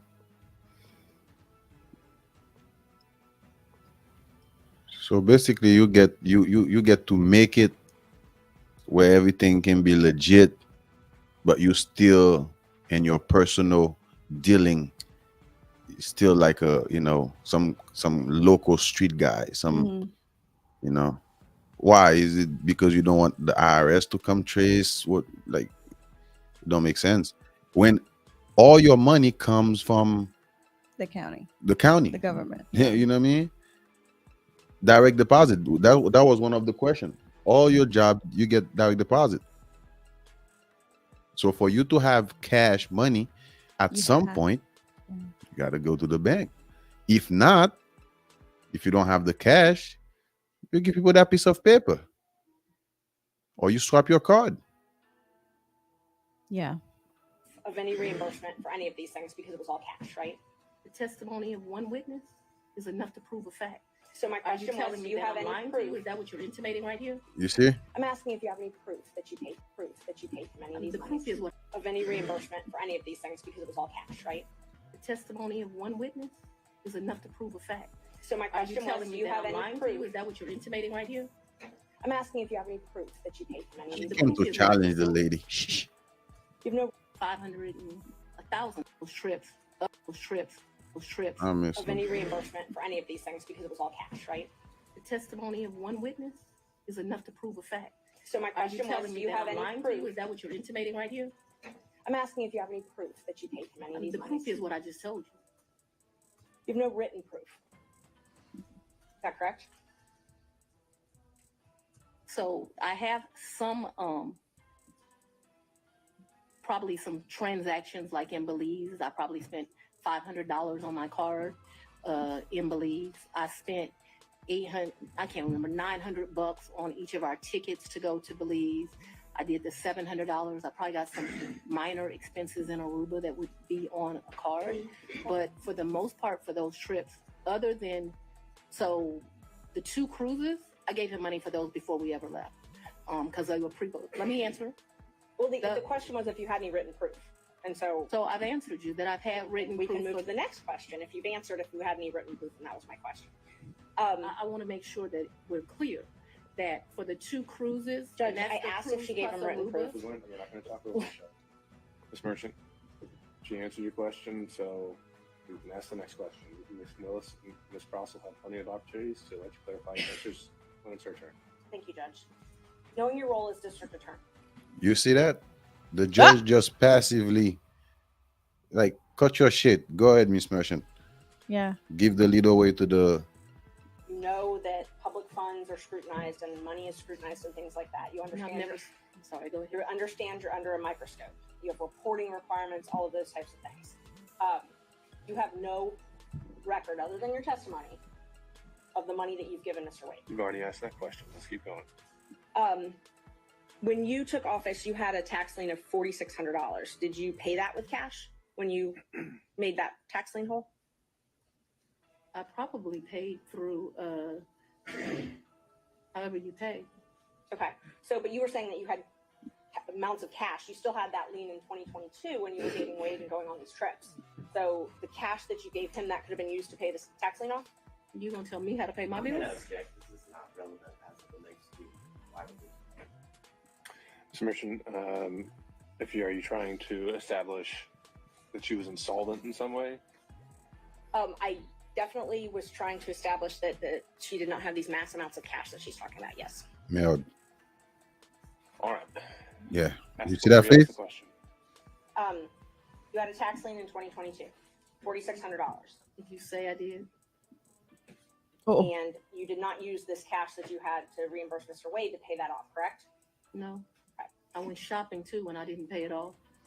And you talked about, you gave a lot of interviews to some authors of a book called Fani Willis, right?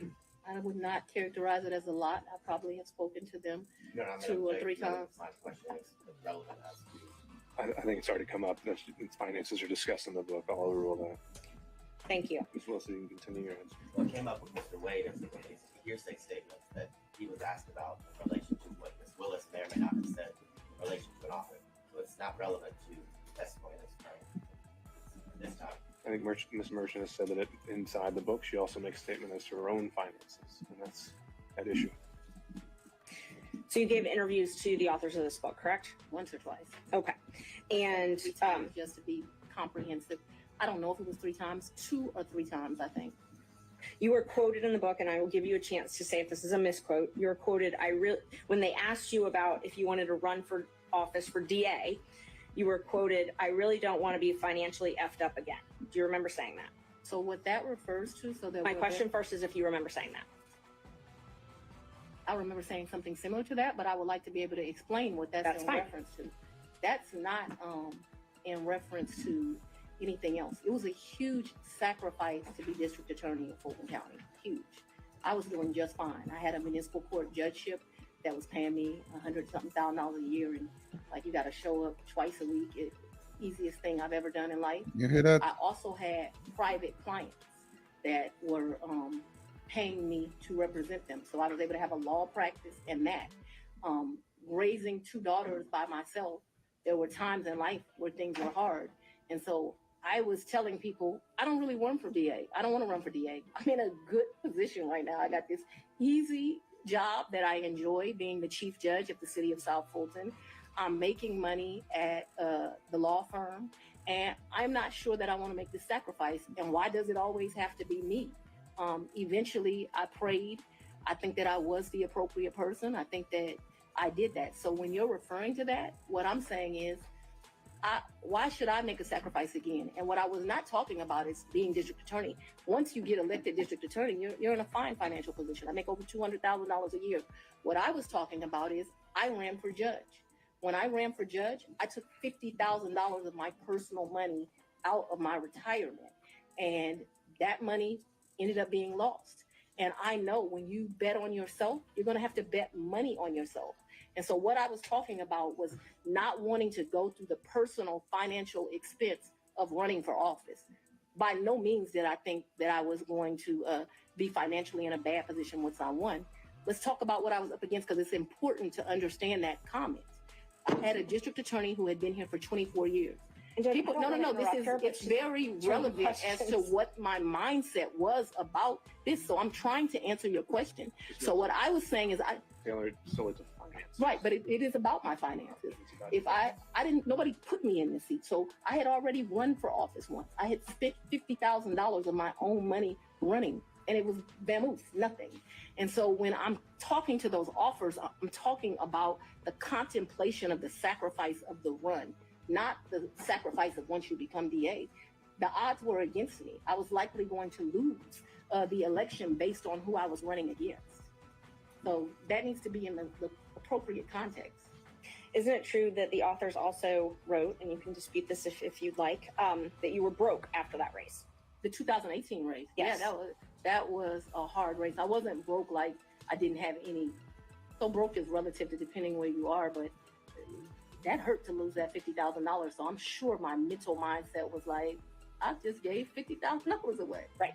So they characterized it from their conversations with you that you were broke, you had poured your own money into the campaign, and you weren't able to pay your own bills because of your clients couldn't pay their bills to you, and you had a paltry array of family and asset forfeiture cases. It says you were trying to make it month to month. Is that an accurate depiction of your financial situation at that point? I would want to read that, but I don't remember clients not being able to pay their bills. Yes, Okay. You may. Page 30.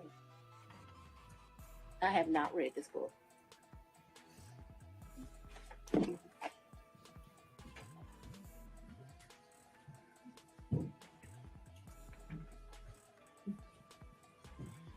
I think we need to cut here and then reconvene tomorrow. So like this fact here, her ex-husband Fred had run into a financial. I have no information. I'll let it reach Jody. Or until the next lawyer take this thing. Oh. Can you show me where that is? Because this is where you put the tab, so that's where I read. Broke, couldn't pay their bills. Yeah, that I'm sure I characterized myself as broke as leaving that $50,000. I don't know that I had her nascent law practice at paltry array. I didn't have. Ms. Merchant. I didn't It's testify another about I had a 15 law minutes. practice. So this is not correct. I'm sure it's just I didn't have any asset forfeiture cases. So I had one case where they had took one of my clients' money at the airport. I don't know if that's what they're I don't know. Paltry array. I did have family law cases. I guess that's what they're talking about. And clients who couldn't pay their bills ain't clients. So no. So my question was just if this was a fair and accurate representation where it says you were trying to make it month to month at that time. No, I don't think that is actually a fair and accurate representation, but I am certain that after the 2018 election, I'm still not really happy about having given up that $50,000. You know when you paid your tax lien? I don't. You don't? Do you know if you paid it? I know I've paid some taxes. I don't know. I don't want to speculate. Did you tell anyone at Fulton County Board of County Commissioners about your relationship with Mr. Wade? No. Did you disclose your relationship to anybody at Fulton County?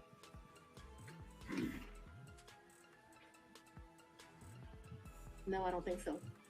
And as the chief law enforcement officer of Fulton County, I assume that you're familiar with the county code and ordinances? I've said we're not going to cover that in this hearing, Ms. Merchant.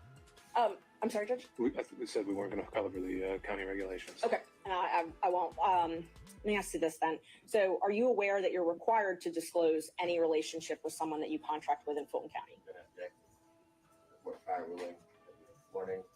Would this be different because it's a potential for impeachment? Yes. What did you ask me? talking about Mr. Merchant, if you agree, ask the question. Okay. Are you aware that Fulton County requires you to disclose any relationship with someone that you're doing business with? I'm not aware, and I know often that things are confused with state constitutional officers in county, but I'm not aware. Okay. So it's your understanding that you don't have a duty to disclose the She's relationship. answered that question. Let's keep going.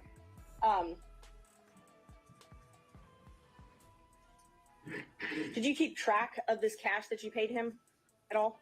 What are you talking? I don't understand. Did you keep track? Did you keep a ledger? Did you keep track of it? So I've only given him cash, as I mentioned, 3 or 4 times. There's no ledger. This is friends handing money off to each other. So the answer is no. I think you've already asked whether there was any written proof whatsoever, and she's Yes. answered that. Okay. So we've covered this. Let's move on. I got this. Let's move on.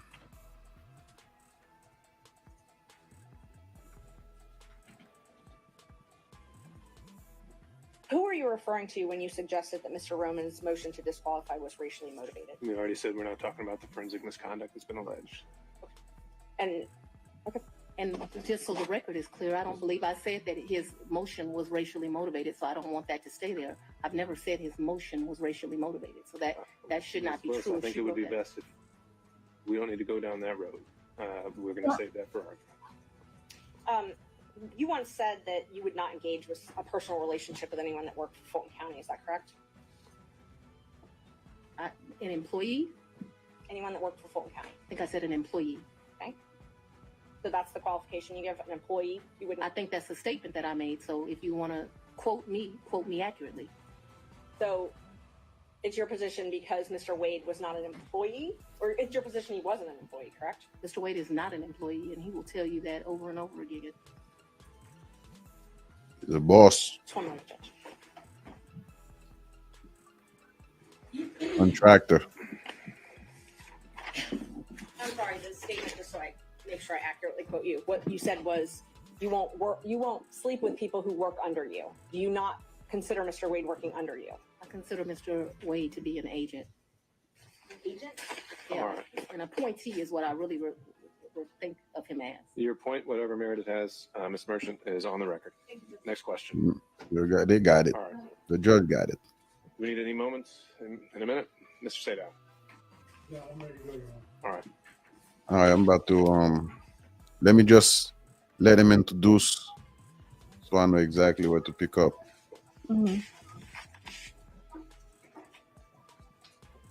I'm going to try to ask you questions that you can actually answer without having to explain, okay?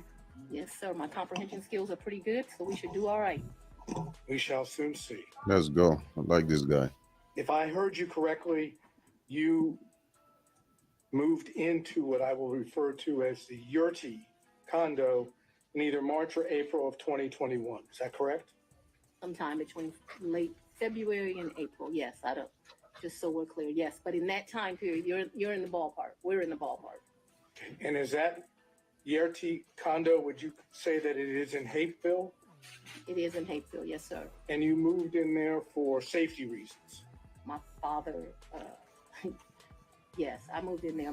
We were concerned. My father was terribly concerned about me continuing to live at the house. And so they were clear. People came to my house at 5 o'clock in the morning about the police brutality cases. Remember what he said? A wake-up call. There was You security already threats signaled the to judge, gang like, cases, and there were concerns. I didn't ask for none of this, Judge. That was at the very beginning of this, looking into that. And so for all of those reasons and what was happening, my father wanted me out See the house, judge?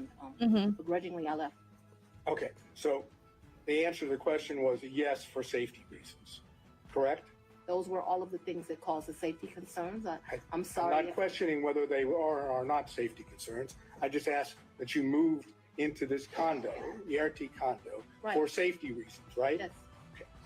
At the time that you moved into the condo, be it from February to April of 2021, Yes. was your father still living in your house? Right, because my father. That's yes. all I asked you. But I get to explain the answer, sir. I don't know if there's an explanation. If I ask you, was your father still living at your house?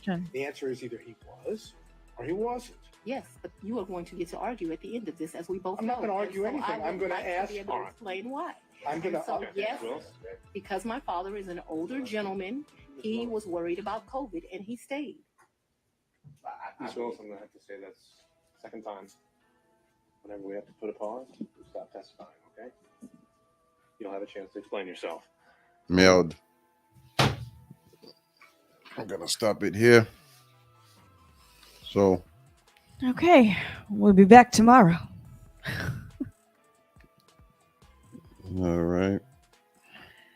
But tomorrow I think they're back in court. I think they're back in court tomorrow. Okay. All right. Definitely have to keep up with this because this is pretty interesting. No, I mean you haven't seen. I mean, we're already there, but there was a lot build up into it, especially the church speech. Yeah. Okay. I'll have to see that too. All right. Well, wrapping it up. All right. Thank you for having me. Yeah. See you soon. See you soon.